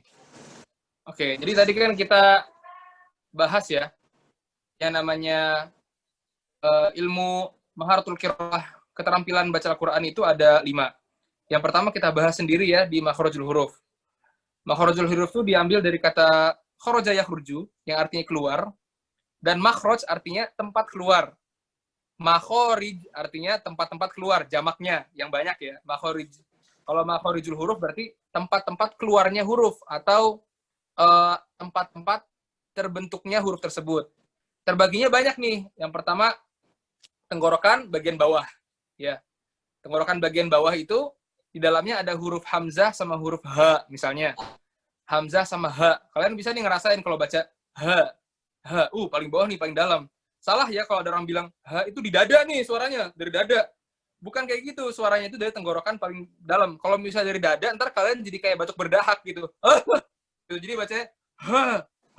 Makanya banyak orang yang terlalu berlebihan baca huruf ha. Karena apa? Mereka memahami kalau misalnya huruf ha itu dari dada.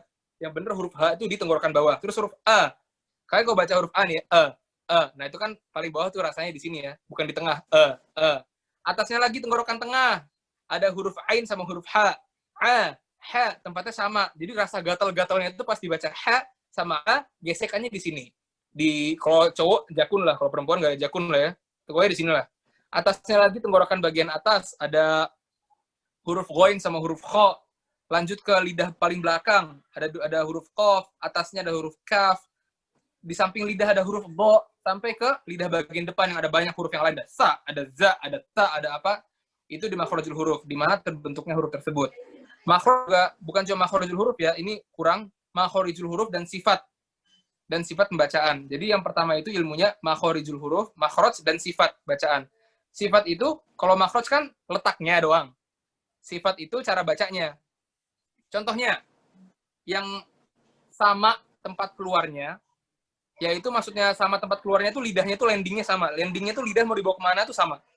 Huruf ta sama to itu satu makhraj mereka. Huruf ta sama to satu makhraj di sini. Di bawah gigi seri atas. Dihimpit ya. Ta sama to. Huruf to sama to persis. Lidah depannya persis landingnya. Tapi sifatnya beda. Huruf to itu isti'la, huruf ta bukan. Isti'la itu artinya baca tebal. To.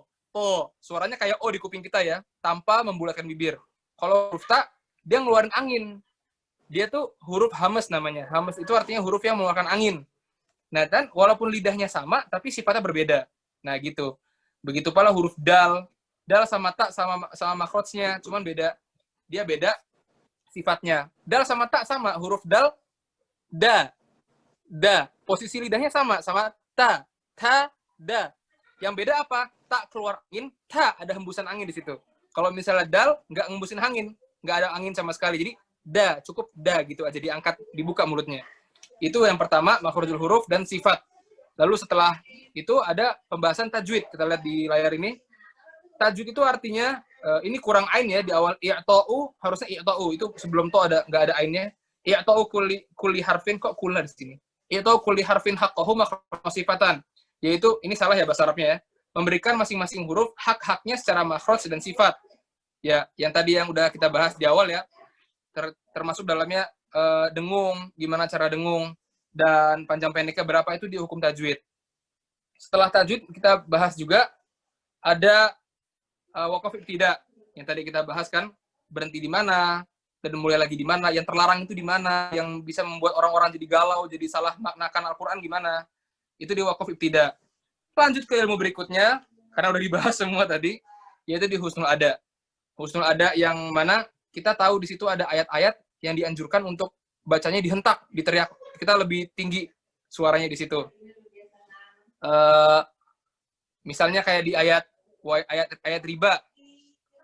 Wa ahallallahu al-bai'a wa harrama riba. Di ayat riba harus kita tambahin apa? Kita angkat suaranya. Riba, kita angkat suaranya. Kenapa? Karena untuk memperjelas Allah itu menghalalkan jual beli dan mengharamkan riba gitu. Haram gitu loh, untuk biar orang yang dengar tuh langsung apa istilahnya merasuki hatinya gitu untuk taubat segera gitu kan. Nah, itu masuknya di sini di husnul ada. Di ayat-ayat azab kita hentakan, kita kencangkan. Ada ayat-ayat yang kita adabnya kita baca mellow gitu.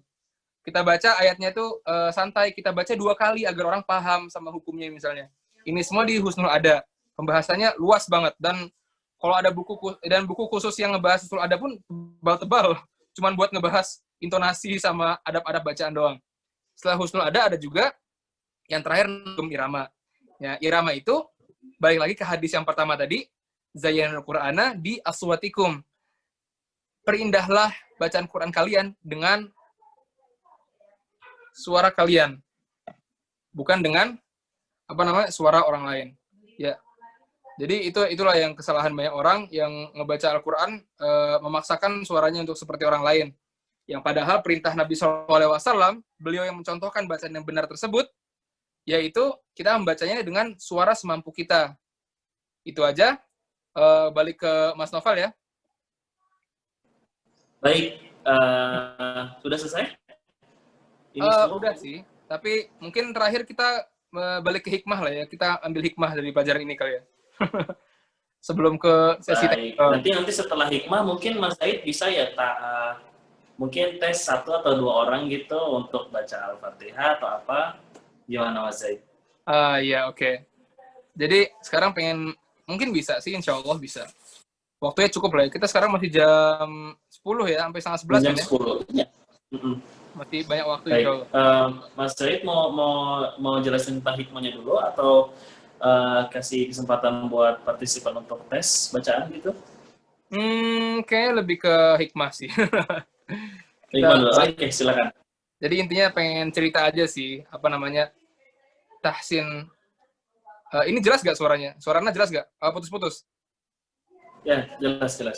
Jelas karena jelas. Soalnya beberapa partisipan kameranya putus-putus, dikirain ini emang iPad-nya yang error. Ternyata emang mereka yang error gitu mungkin. Jadi tahsin ini bukan sekedar kayak anak TK atau anak TPA baca Iqra. Yang mana mereka pas baca Iqra itu kan cukup baca babata, tababa, jabaja gitu ya, bacanya sa gitu misalnya. Aba, ba, kan gitu orang-orang Iqra ya. Yang penting bisa baca ayat aja selesai gitu. Baca tahsin itu lebih dari itu. Dia juga di dalamnya itu kita memperbaiki bacaan kita agar kita lebih bisa tadabbur kepada Allah Subhanahu wa taala. Terus juga dengan memperbaiki bacaan, kita juga menjaga makna-makna di ayat-ayat tersebut. Sebagaimana tadi yang kalau kita baca salah huruf aja, kita bisa salah salah arti. Kayak misalnya wa ammasa ila falatan dan minta-minta falatan har, dan janganlah kalian hardik. Jangan kalian miskin gitu kan. Tapi kalian beri aja, kalian sedekah pada minta-minta kan. Kalau misalnya kita baca wa ammasa ila falatan har pakai ha, bukan pakai ha. Dan untuk minta-minta para peminta-minta, dan jangan kalian sembelih. Jadinya larangannya itu untuk sembelih doang. Kita nggak boleh menyembelih minta-minta, boleh. Tapi kalau menghardik boleh, kan salah jauh banget tuh maknanya kan. Falatanhar, dan janganlah kalian hardik minta-minta. Jadi janganlah kalian sembelih minta-minta. Cuma karena salah satu huruf doang. Dan banyaklah yang lainnya. Huruf bahasa Arab itu emang Masya Allah sangat luas gitu kan. Dengan mufradatnya, vocabulary-nya yang sangat banyak gitu kan. Kita salah satu huruf aja, salah panjang pendeknya aja, jadi salah artinya. Sama kayak di surat Al-Fil di ayat pertama. Bukan cuma salah huruf doang ya, bukan cuma kita salah hurufnya, tapi kita salah intonasi aja. Di surat Al-Fil ayat 1, kita bisa salah artinya, salah intonasi. Kalau misalnya kalian baca alam tara kaifa fa'ala rabbuka bi ashabil fil. Kalian baca alam tara. Alam, kalau misalnya suaranya alam, artinya penyakit. Padahal alam itu artinya tidaklah kalian melihat gitu kan. Tahukah kalian gitu. Pertanyaan, kata-kata pertanyaan. Alam harus dibacanya kayak tangga. Alam, karena nggak dibaca kayak tangga aja, jadinya apa? Jadinya berubah maknanya gitu loh. Ada juga di ayat di Al-Quran di tengah-tengah, fasaqo itu artinya maka mereka berdua memberi minum dia memberi minum. Fasaqalahuma misal. Kalau kita baca fasaqalahuma, artinya dari dia memberi minum untuk mereka, artinya berubah jadi apa? Karena salah intonasi ya, karena intonasinya datar. Fasaqalahuma. Jadinya artinya apa? Mereka membuat fasik kepada mereka, berbuat dosa. Jadi kan apa dosanya ngasih minum doang gitu kan? Karena kita bacanya salah intonasi, datar intonasinya, jadi ganti makna. Segitu pentingnya belajar tahsin itu, karena bukan cuma kita pengen ngaji lebih benar, tapi juga menjaga makna. Karena salah irama aja, salah tangga-tangga nadanya itu, kita bisa mengubah makna jadi parah gitu, maknanya fatal. Dari memberi minum jadi berbuat fasik, kefasikan, berbuat maksiat gitu kan. Nah, itulah yang mana ilmu tahsin ini ilmu yang sangat agung, yang mana mempelajari tahsin itu butuh kesabaran yang super ekstranya, demi Allah ekstra banget gitu loh. Kenapa? Karena contoh aja di pesantren tempat Anda belajar tahsin, sejak awal kelas tahsin dibuka itu orang-orang pada keren nih, ada kelas yang kita bisa dapat sanad nih dari ustadznya. Kan jadi kan niat-niatnya kan macam-macam ya. Ada yang niatnya kayak Allahu alam ya, apa yang di hati-hati mereka, misalnya pengen dapat sertifikat sanad gitu. Jadi bacaannya terbukti sesuai bacaan Nabi SAW gitu kan. Atau ada yang pengen, wah ini jadi bergengsi lah kalau ikut tahsin. Jadinya apa? Pas udah masuk tahsin, karena niatnya yang bermasalah, tadinya masuk ke kita tuh 50-an orang. Pas minggu kedua, tinggal sisa 12. Dan sampai sekarang yang bertahan cuma 6 orang doang, 6-7. Nggak lebih dari 10. Nggak sampai ngelewatin jumlah jari ini yang ikut tahsin. Karena apa? Pas mereka maju, baca Al-Fatihah. Oke, aku baca Al-Fatihah. Dalam hati kan, lah santri, siapa yang nggak bisa baca Al-Fatihah gitu kan? Kita disuruh Imam Ramadan juga bisa 30 juz gitu, kata mereka lah gitu maksudnya. Baca Al-Fatihah, baru mulai. A'udzubillah. Ditepuk sama ustadznya. Salah di mana, Ustaz? Bukan au tapi au. Bedanya apa, Ustaz? Au sama au. Cuman beda intonasi sedikit aja. Itu udah bisa mengubah makna, bisa salah makhrajnya, tajwidnya. Karena apa? Tajwid tahsin ini tuh mendalam gitu, sebegitu detailnya. Sampai suaranya itu gak mirip dikit, itu udah salah gitu, udah salah. Sampai Ana dulu pas baca Al-Fatihah, sabarnya Masya Allah, itu selesainya setelah 2-3 bulan. Baru bisa dianggap Al-Fatihahnya bagus. Dan udah bagusnya di telinga beliau, yang Ustadz Ana ini, pas dites ke orang lain, salahnya masih belasan juga. Itulah kenapa ilmu tahsin ini nggak habis-habis gitu kan. Ini adalah ilmu yang dipelajari seumur hidup. Karena tugas kita untuk memperbaiki bacaan itu seumur hidup sampai ke liang lahat gitu kan. Makanya tadi yang pertama itu, apa sih hukumnya kita yang belum bisa baca untuk memperbaiki bacaannya. Mereka yang udah ngerasa cukup, udah bisa al-ikhlas kok. Padahal al-ikhlasnya mereka aja masih salah gitu loh. Mereka bilang cukup baca al-ikhlas udah bisa, padahal pas disuruh baca qul huwallahu ahad. Lah kok ahad? Mana kalau hanya katanya al-ikhlas aja cukup gitu kan.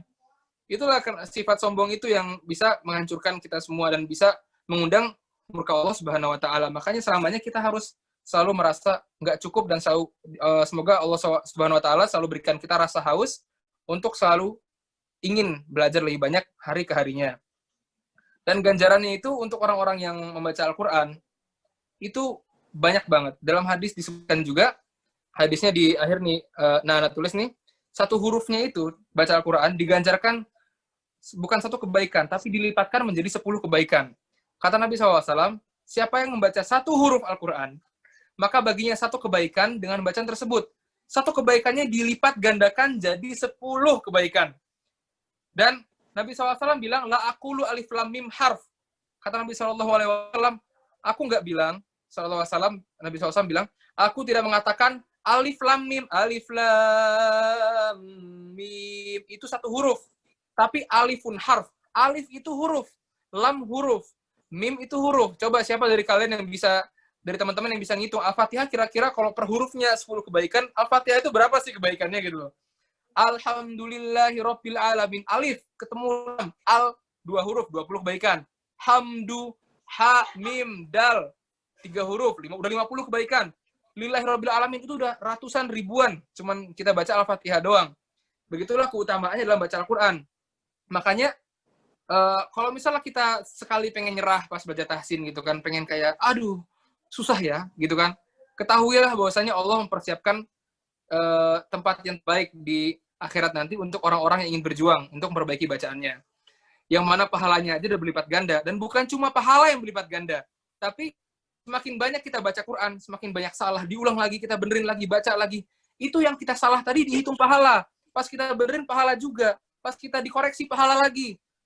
Ketahuilah teman-teman, kebaikan itu menghapuskan keburukan. Innal hasanat yudhibnas sayyi'at. Dan ini ada ayatnya di sebelahnya, di layar ada innal hasanati yudhibnas sayyi'at di surat Hud ayat 114. Sesungguhnya perbuatan-perbuatan baik itu menghapuskan dosa-dosa alias perbuatan yang buruk. Kita kalau misalnya ingat dosa kita gitu kan sama teman, sama orang tua, mungkin kadang kita bicara masih belum bisa bijak gitu kan. Kadang kita gampang main tangan ke teman kayak mukul atau apa. Kadang kita suka ngambil uang sayur di rumah jadi jajan. Yang mana itu mencuri juga gitu kan. Kita banyak, kita nggak bisa hitung dosa kita per hari dari pagi ke malam itu berapa. Makanya dengan perbanyak bacaan kita baca Quran tiap hari, kita terus baca Quran, kita terus perbaiki bacaan kita bisa pelan-pelan sambil menghapus kesalahan kita juga. Bukan cuma nambah pahala, mengurangi dosa juga gitu kan. Dan pula yang terakhir hikmah yang terakhir yang pengen Ana bahas di sini, sebelum kita tutup juga ke pertanyaan ya, singkat udah jam 10.15 ya, Mas Tofal ya? 10 ya, berapa? Mohon kita berikan waktu nanti setelah ini ya, buat ya, para peserta yang bertanya atau tes bacaan. Ada waktu insya Allah. Jadi, ketahuilah kalau misalnya Nabi SAW pernah menjelaskan di hadis ya, kalau misalnya orang itu akan diwafatkan sesuai dengan kebiasaannya di dunia. Orang-orang yang pembalap rata-rata meninggalnya pada saat di atas motor atau di atas mobilnya, di situ pula dia meninggal. Kayak dulu pembalap F1 Ayrton Senna di sirkuitnya dia balapan tabrakan mobilnya meninggal. Lalu pembalap siapa dulu yang Kribo itu yang MotoGP meninggal pas lagi di track MotoGP. Simoncelli. Iya, Simoncelli, masih ingat gitu ya, Mas. Ada juga pedangdut, yang mana pedangdut itu sakaratul mautnya pas lagi dangdut juga, uzubillah min dzalik gitu kan. Dan barang siapa orang-orang yang kebiasakan harinya untuk melakukan kebaikan, mengucapkan kebaikan, Allah cabut nyawanya juga, insya Allah dalam keadaan baik tersebut. Jadi, ada kisah di Madinah itu, Ustadz Ana di kelas di pesantren cerita, ada syekh kita yang udah wafat, rahimahullah, lupa syekh siapa ya Allah, nggak dijelaskan namanya. Jadi syekh tersebut adalah syekh yang mana Ustadz Ana ini setoran ke beliau di Nabawi. Kebiasaan syekh tersebut itu setiap saat mulutnya qomat kamit. Qomat kamit itu ngapain? Zikir. Baca zikir itu apa aja? Subhanallah bihamdihi, subhanallahil azim, subhanallah bihamdi. Mungkin istighfar, astagfirullah, astagfirullah, astagfirullah. Mungkin baca tasbih, tahmid, tahlil, mungkin bersolawat gitu kan. Syekh ini beliau pada saat Ustadz Ana melihat itu nggak pernah sama sekali terlihat mulutnya nggak qomat kamit kecuali pas ada yang setoran sama beliau. Jadi kalau misalnya lihat nih, antum ke Nabawi ketemu orang udah meninggal ya, ada orang lain sepertinya. Ntar misalnya kalian di Nabawi bersama Ustadz ini, kalian bakal ngelihat syekh tersebut mulutnya qomat kamit, baca zikir, baca istighfar. Dari jalannya misal qomat nih, dari jalan menuju soft depan, qomat kamit. Pulang dari masjid di mobil, qomat kamit. Kalau nggak murojaah Al-Quran, zikir. Penuh hidupnya itu seumur hidup dilihat saksinya oleh murid-muridnya, yang keluar dari mulutnya selalu zikir dan nggak pernah sia-sia, nggak apalagi boro-boro ngomong sia-sia, boro-boro gibah kayak kita gitu kan, ngomong sia-sia aja nggak pernah gitu. Ada misalnya muridnya yang ngajak ngobrol, Syekh gimana tadi di jalan? Nggak mau Syekhnya, Syekh merasa kayak mungkin beberapa cerita itu kurang manfaat, pengennya kalau nggak berbicara manfaat atau diam, dan diamnya itu bersikir. Akhirnya pada saat di hari Syekh meninggal, Syekhnya pulang dari soft depan ke majelisnya, dan di jalan lagi qomat kamit, Syekh tersebut jatuh dan meninggal. Allah cabut nyawa Syekh tersebut pada saat mulutnya lagi qomat kamit. Betapa mulianya wafatnya Syekh tersebut diwafatkan pada saat keadaan qomat kamit tersebut. Siapa yang nggak mau gitu kan? Yang meninggal dalam keadaan berzikir kepada Allah Subhanahu wa taala. Ini nasihat juga buat kita yang masih ngomong kotor atau suka gibah. Gimana kalau kita lagi gibah? Itu si Anton kurang ajar. Langsung ada malaikat maut depan mata lagi ngomongin Anton gitu kan. Langsung ya Allah lagi gibah, teman gimana nih, teman-temannya panik, ya Allah langsung pada dapat hidayah. Kan nggak ada yang pengen kita kalau misalnya lagi gibah dicabut nyawanya, kita lagi ngomong kotor dicabut nyawanya, bukannya la ilaha illallah malah ngomong kotor, ngomong hewan gitu kan, kucing malah dicabut nyawanya dalam keadaan ngomong bahasa hewan, kan nggak baik gitu kan. Itu aja nasihat dari Anda. Terus perbanyak bacaan Al-Quran, terus semangat karena setiap bacaan Al-Quran yang kita baca, mau bacaan itu belum bagus, tetap baca Quran. Mau bacaan Quran kita masih terbata-bata, tetap baca Quran. Karena Allah udah janjikan 2 kali lipat pahala bagi orang yang terbata-bata 2 kali lipat pahalanya orang yang udah lancar baca Qur'annya. Jadi jangan pernah, Kak, pengen ngaji cuman terbata-bata, kayaknya aku malu gitu ngaji. Udah ngaji, baca Al-Qur'an. Sekarang yang belum buka Al-Qur'annya, buka Al-Qur'an. Hari ini kita disunahkan baca Al-Kahfi gitu kan. Dibuka Al-Kahfinya, dibaca walaupun dicicil, yang penting sebelum maghrib selesai. Itu aja nasihatnya, semoga Allah selalu senantiasa istiqomahkan kita dan wafatkan kita dalam keadaan melakukan kebaikan. Amin amin ya rabbal alamin. Oke, kembali ke Mas Naufal. Barakallahu fikum. Masya Allah ya, kayaknya nih saya rasa kelas tahsin ini nggak akan cukup satu sesi, nggak akan cukup ya. Iya.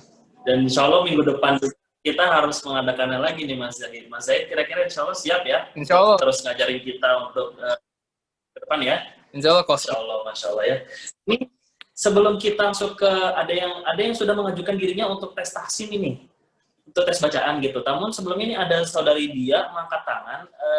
Kira-kira saudari Dia ini ingin bertanya. Kalau ingin bertanya silakan unmute, atau kalau ingin bertanya via chat boleh juga. Ya, insya Allah kita jawab semampunya. Kalau nggak tahu, Anda bilang nggak tahu. Yang Anda mampu, insya Allah dijawab. Gimana tadi? Oh, nampaknya nggak ada ini ya, belum ada respon ya. Oke, mungkin kita akhirkan. Oh, sudah terjawab, alhamdulillah. Oh, udah betul. Gitu. Oke, ini di tengah-tengah kita ngomong ada saudara siapa tadi ya yang ingin bertes bacaan? Ada saudara Rahmat Hidayat Aditya. Saudara Rahmat, kira-kira dia pengen tes bacaan nih, gitu. Gimana Mas Zahid? Boleh ya? Nggak apa-apa, kita baca mungkin Al-Fatihah aja lah, Al-Fatihah. Tapi karena ini sisa waktu, jadi kita cuman ngebahas kesalahannya aja ya, nggak sampai baca bener gitu ya. Kita bahas aja, kita bahas bacaannya. Saudara Ahmad sudah bergabung ya sama kita ya. Jadi insya Allah bacaannya ini adalah masnya membaca Al-Fatihah.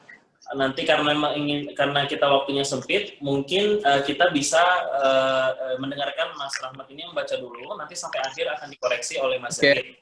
Kemudian bagi yang ingin tes juga, silakan persiapkan diri Anda.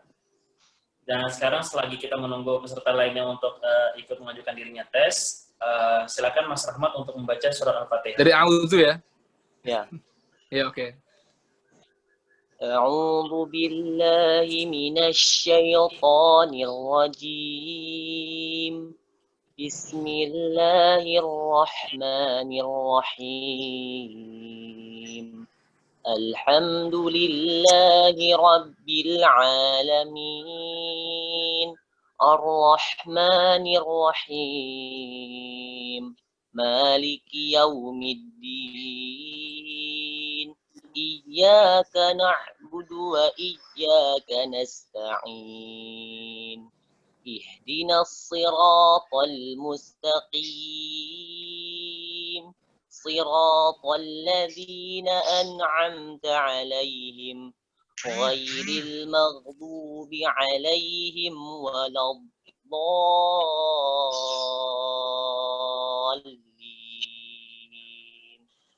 Amin. Mas Allah tadi bacanya, ini kayaknya nih Rahmat Hidayat ini santri ya, atau udah belajar di tempat hafalan Quran gitu ya. Udah Fatihahnya udah banyak banget makhraj yang udah terdengar jelas gitu ya. Di slide-nya udah bagus, so-nya gimana baca sya, yang mana baca sya bukan sia tapi sya gitu ya, syaiton dan lain-lain. Tapi yang harus digarisbawahin yaitu paling banyak orang nggak tahu itu di auzu. Auzu itu banyak orang yang bacanya itu zalnya itu agak-agak kayak dal, audu, kurang jelas. Di antara auzu itu ada yang kayak kemirip-miripan dal, ada juga yang huruf auzunya itu za-nya itu cadel. Jadi dicadel-cadelin kayak auzu billah. Itu kesalahan banyak juga yang penyebabnya itu guru-guru kita yang masih banyak belum paham ya, karena kebanyakan guru-guru Quran di Indonesia yang Ana juga merasakan belajar dari berbagai macam guru. Ana dulu di SD itu di SDIT, SMP SMPIT juga. Guru-gurunya itu banyak mengajarkan zal itu, mentang-mentang huruf zal itu disamain sama za ya. Jadi anak-anak huruf za itu kayak huruf z ya. Terus huruf za itu kayak adiknya huruf za. Jadi karena dia adiknya, jadi dibacanya itu cadel. Jadi pas baca auzu, zu. Jadi orang kalau baca za, banyak sampai sekarang hafiz-hafiz Quran yang sampai mereka selesai hafalannya pun huruf za itu dianggapnya masih huruf yang cadel. Auzu, zu gitu. Padahal huruf za itu dibacanya harus pakai power. Auzu, zu. Ada tekanan di situ, ada energi pas kita buang za-nya itu. Zu, bukan auzu. Tapi mentang-mentang kita keras, jangan ditahan. Jadi kayak huruf dal, audu, du. Tapi zu, jelas anginnya keluar gitu. Lantang lah pokoknya bacaannya. Itu kesalahan kebanyakan orang yang baca huruf za. Lalu lagi di auzu juga, yang banyak orang nggak tahu, pada saat perpindahan domah ke domah, kan domah ya, terus zu, domah juga. Nah, mulut kita itu bukan monyong dari awal ke akhir. Zu. Tapi kita lepas dulu mulut kita sebentar aja. Lepas, kayak cuman dilepas aja ototnya sebelum pindah ke zu. Jadi kalau kita lambatin gini, nah, normal lagi. Normalnya bukan mundur ya kayak Nggak mundur kayak ditarik ke belakang gitu, enggak. Tapi kita cuman, cuman sekedar melepas otot yang buat nahan mulutnya maju itu. Nah, lepas. Sebagaimana mulut kita normal ya. Zu. Jadi pas dibaca cepat, a'udzu billahi. Nah gitu, bukan a'udzu awal ke akhir manyun terus bibirnya. Oke, itu aja tadi. Alhamdulillah yang lainnya bagus insyaallah. Diperlancar lagi. Emang udah pada dasarnya udah belajar sih, Masya Allah. Tabarakallah. Barakallahu fikum. Rahmat hidayat. Barakallahu fik buat Mas Rahmat. Terima kasih sudah mengajukan diri. Selanjutnya kita kasih 2 lagi ya Mas Yazid ya. Insya Allah soalnya Masya Allah banyak sekali ya, tapi kita ambil beberapa aja ya. Sekarang kepada saudari Aprilia PN. Silakan untuk unmute. Di unmute mikrofonnya. Silakan saudari Aprilia PN. Baik, sudah bisa. Halo? Halo, iya. Oh iya. Iya, langsung baik, aja. Baik, saudari, silakan langsung dibaca surat Al-Fatihah, dimulai dari ta'awuz ya. A'udzu billahi minasyaitonir rajim. Bismillahirrahmanirrahim. Alhamdulillahi rabbil alamin. Ar-Rahmanir-Rahim. Maliki yaumiddin. Iyyaka na'budu wa iyyaka nasta'in. Ihdinas siratal mustaqim. Siratal ladzina an'amta 'alaihim ghairil maghdubi 'alaihim waladdallin. Oke, tadi baca Al-Fatihah, Masya Allah udah banyak yang jelas juga, seperti huruf ro-nya jelas gitu kan. Ar-ro, tapi ada yang huruf ro-nya itu terlalu jelas. Terlalu jelas itu maksudnya banyak kita yang tadi kan mungkin nggak kelihatan mukanya juga, tapi terdengar dari bacaannya ro-nya itu seolah agak-agak membulatkan bibirnya gitu, kayak Ar-Rahmanir-Rahim. Nah, jadi sama tadi huruf so juga, ihdinas shiratal mustaqim. Banyak dari kita kaum muslimin pas baca huruf so itu ngebentuknya, cara kita ngebentuk huruf so itu pakai bantuan posisi gigi sama bibir depan. Jadi baca gini, ihdinas sui. Jadi untuk berusahanya itu sui. Dibikin sui kayak SW gitu ya, sui. Ihdinas sui. Kadang kalau misalnya kita nggak pakai video pun kedengeran kalau itu bunyinya pakai bibir depan. Berusaha untuk dibentuknya pakai bibir depan. Padahal huruf shad itu termasuk huruf namanya itu huruf isti'la. Isti'la itu artinya huruf-huruf yang dibacakan dengan mengangkat lidah belakang. Maksud diangkat tuh bukan kayak gitu, enggak, bukan. Maksudnya gimana ya? Kalian coba kalau misalnya ngomong itu kan lidahnya kan rendah ya, rendah. Kalau misalnya kalian lidahnya dimundurin ke belakang, ke dinding paling belakang, ke arah amandel, lalu disempitkan tuh amandelnya. Jadi kalau kalian bunyiin tuh gini bunyinya. Oh, kayak orang-orang lagi mau ngaca dokter gigi loh. Coba ngangap A gitu dokter gigi kan. Oh gitu kan dia ngangap gitu kan buat biar kelihatan apa isi gigi gerahamnya. Oh. Nah, suara O tadi itu namanya tuh suara isti'la. Isti'la lawannya istifal. Istifal itu artinya lidahnya rendah, isti'la tinggi. Nah, untuk bacaan huruf isti'la ada hurufnya itu ada khusso, do, tin, qiz. Khusso, kho, so, huruf kho, huruf so. Tadi kan kita bahas huruf so ya. Do, tin, huruf do, ghoin, terus to, huruf to ya, to. Do, tin, qiz, huruf qaf sama huruf zo. Nah, huruf qaf, zo, tadi kho, so, semua yang kita dengar di kuping kita, di pendengaran kita seolah-olah itu kayak huruf yang O. Itu salah, karena apa? Di huruf Arab itu nggak ada sama sekali harokat O. Jadi nggak ada harokat yang bikin bibir kita bundar, kecuali kita baca huruf dommah, misalnya a'udzu kan a'u kan jadi bundar nih. Nah, bundar tuh cukup di sini aja, cukup di dommah. Pas baca huruf-huruf tadi, nggak ada sama sekali bantuan bibir untuk membentuk huruf-hurufnya. Begitu pula so. Yang bikin bunyi soi itu lidah belakangnya yang main. Jadi lidahnya tuh kayak ulet gitu loh, naik turun. Soi. Kalau orang Sunda ngomongnya bisa toi gitu, toi, gitu. Toi ngomong gitu orang Sunda bisa ei. Nah, tambahin S, huruf S. Soi. Lalu angkat lidahnya. Soi. Mulailah tuh bunyinya kedengaran. Soi. Lihat bibirnya nih ya, gak gerak sama sekali. Bahkan lucunya nih ya, Anda bisa baca huruf sod yang kasroh tanpa gerakin gigi sama sekali. Kayak gini jadinya. Soi. Nah, bisa kan tanpa gerakin bibir. Buktinya apa? Buktinya itu bukti kalau misalnya huruf sod yang kasroh, yang harokatnya I, itu terbentuk bukan pakai bibir. Jadi tadi mbaknya tuh kedengeran pas baca sui. Nah, padahal yang ngebentuk huruf sod tersebut itu dari lidahnya, lidah belakang kita. Sui. Ini sambil senyum, sambil soden. Sui. Nggak sama sekali ada bantuan bibir.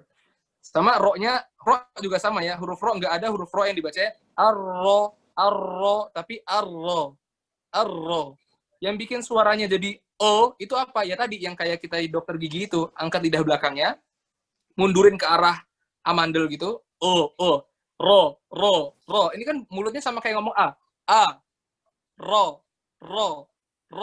Andaikan lidah belakangnya kita turunin, istifal, jadi kayak bahasa Indonesia, ra gitu, ra jadinya. Tapi kalau kita angkat ro, nah gitu bunyinya.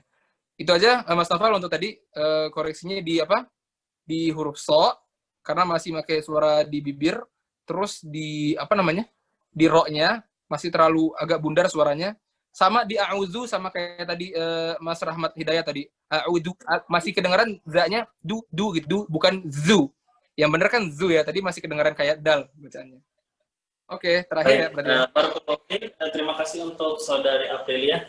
Nah, ini mungkin selanjutnya, ini yang terakhir mungkin ya, untuk Saudari Farida.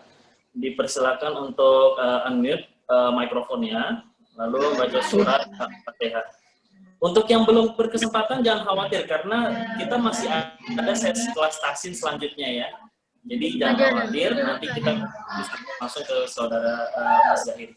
Oke, kepada Saudari Farida dipersilakan baca ta'awuz. A'udzu billahi minasy syaithanir rajim. Bismillahirrahmanirrahim. Alhamdulillahi rabbil alamin. Rahmanirrahim. Putus-putus ya, coba diulang dari Pak. Alhamdulillah. Tadi putus-putus suara agak putus. Dari alhamdulillah. Putus suaranya aja. Jangan kagok Pak, jangan kagok ya. Biasa aja. Tarik nafas. Kita semua belajar. Gak apa-apa, jangan takut. Gak digigit sama Mas Zahid.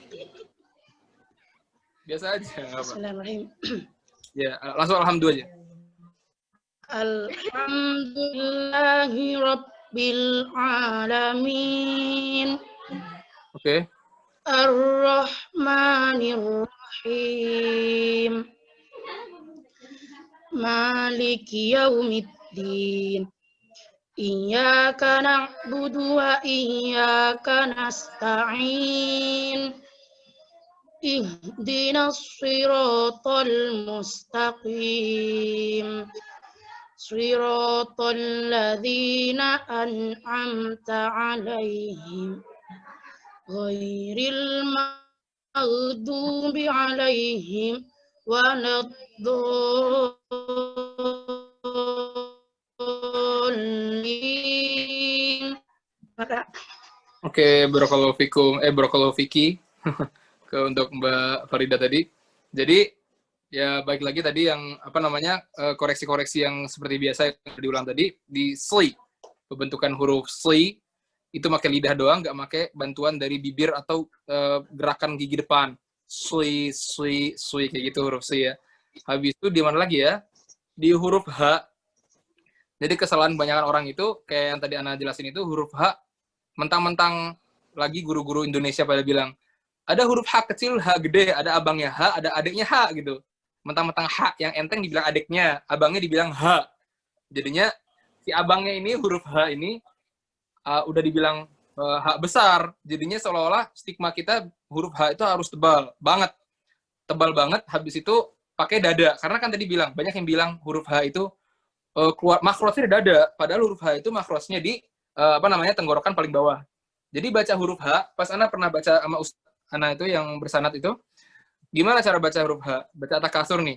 Al-hakumut takasur. Hakumut. Jadi bacanya huruf H yang benar itu cukup seperti huruf H yang biasa kita pakai sehari-hari. Misal kita ketawa nih, hahaha, itu udah huruf H yang benar. Misal kita ngomong kata-kata yang ada huruf H Indonesia nih ya, H. Huruf H itu tahu kan? Misalnya kita baca ngomong ke orang nih, harusnya nggak begini nih, harusnya tuh nggak kayak gitu, harusnya. Pas kita ngomong kata harusnya, itu udah hak yang benar, udah hak yang sesuai kaidah tajwid. Nggak harus kita ngomong harusnya. Itu terlalu tebal jadinya. Kayak ghairil maghdubi alaihim. Jadi kita butuh effort, usaha untuk turun ke dada suaranya. Him gitu suaranya. Jadi kayak digali gitu kan suaranya. Yang benar cukup aja kayak hi, alaihim. Enteng, ringan, tapi nggak halus. Kalau halus kan suara H ya. Bahkan yang ya, kalau orang-orang tuh mentang-mentang didengarnya itu kalau belajar H, ini H besar. Jadi harus tebel kan pikirnya tebel ya, besar. H. Jadi seolah-olah yang gampang itu huruf H. H yang halus, tau kan yang ada perut buncitnya tuh? Huruf H ya.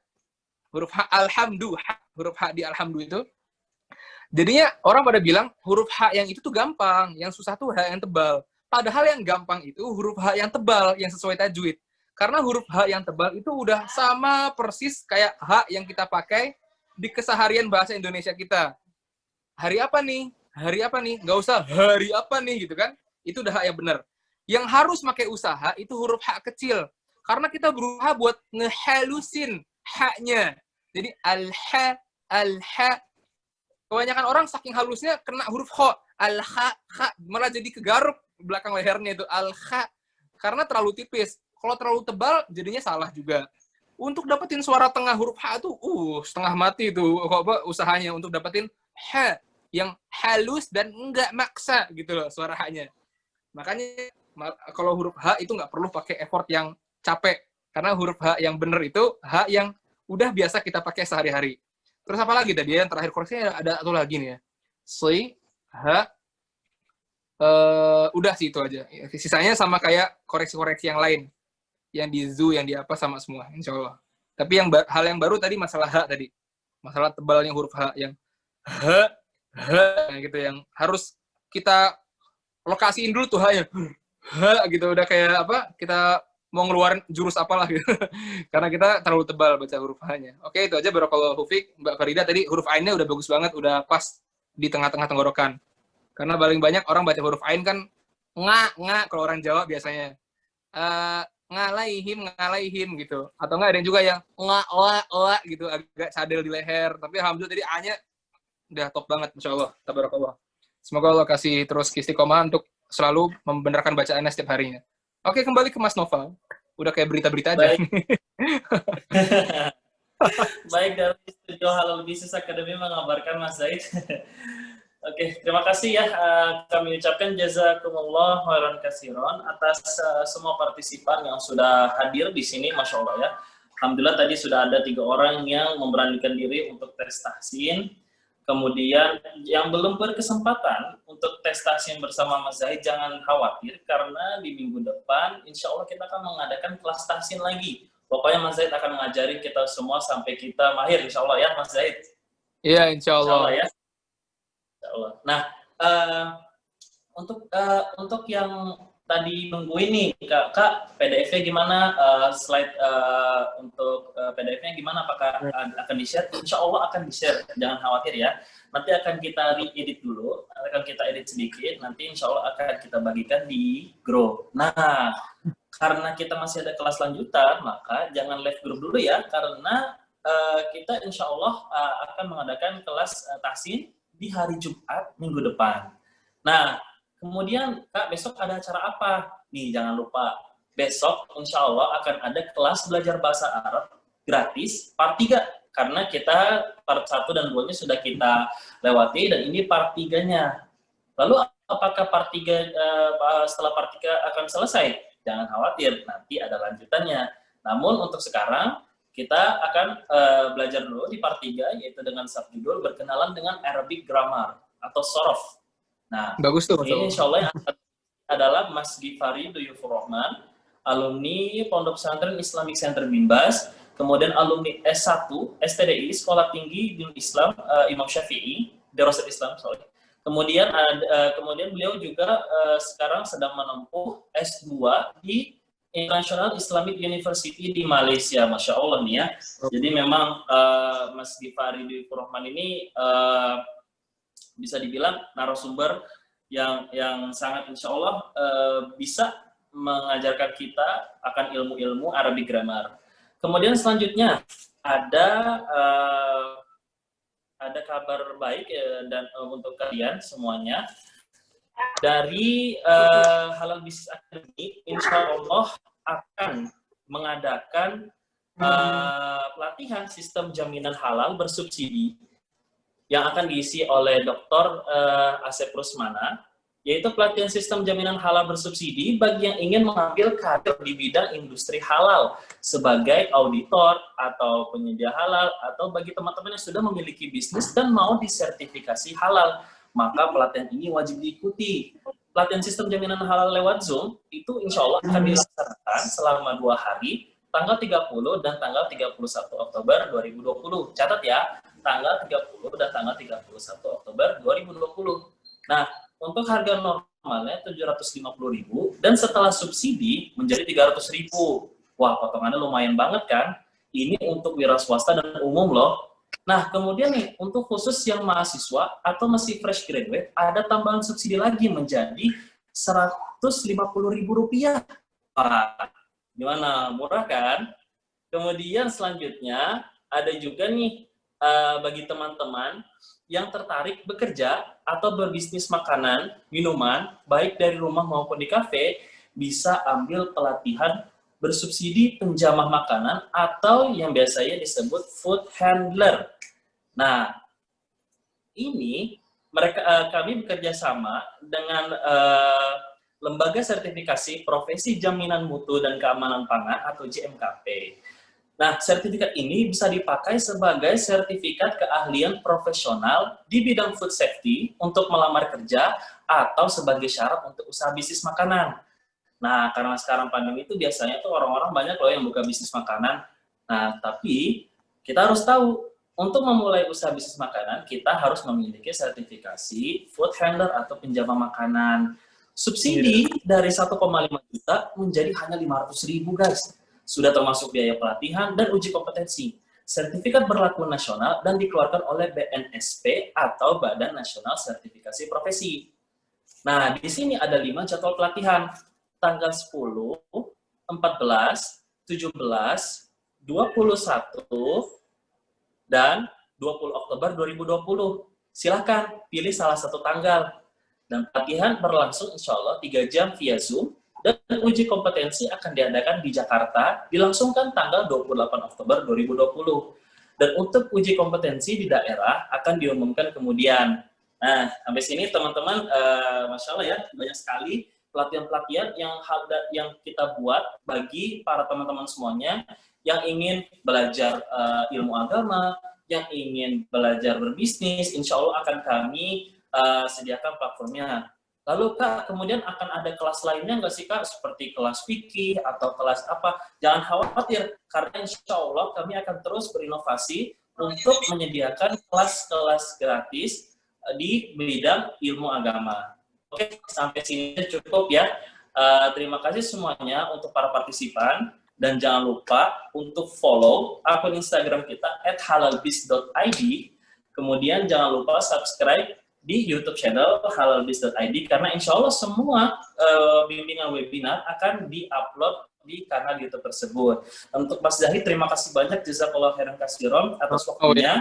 Dan ditunggu lagi ya di kelas tahsin berikutnya di hari Jumat depan ya, insya Allah ya. Bahas makros kita ya, Mas apa ya? Bahas makros ya? Wah, saya mau ikutan nggak besok? Apa namanya tuh, setoran bacaan. Tapi saya baca. Iya emang baca, emang tahsin itu baca, bukan hafalan. Iya. Oke, berarti boleh ya.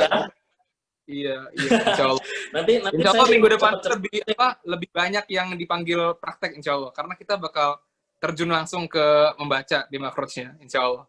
Nah, jadi berarti banyak ya. Praktek minggu depan insya Allah. Berarti nggak cuma 3 ya, berarti lebih dari 3 insya Allah ya.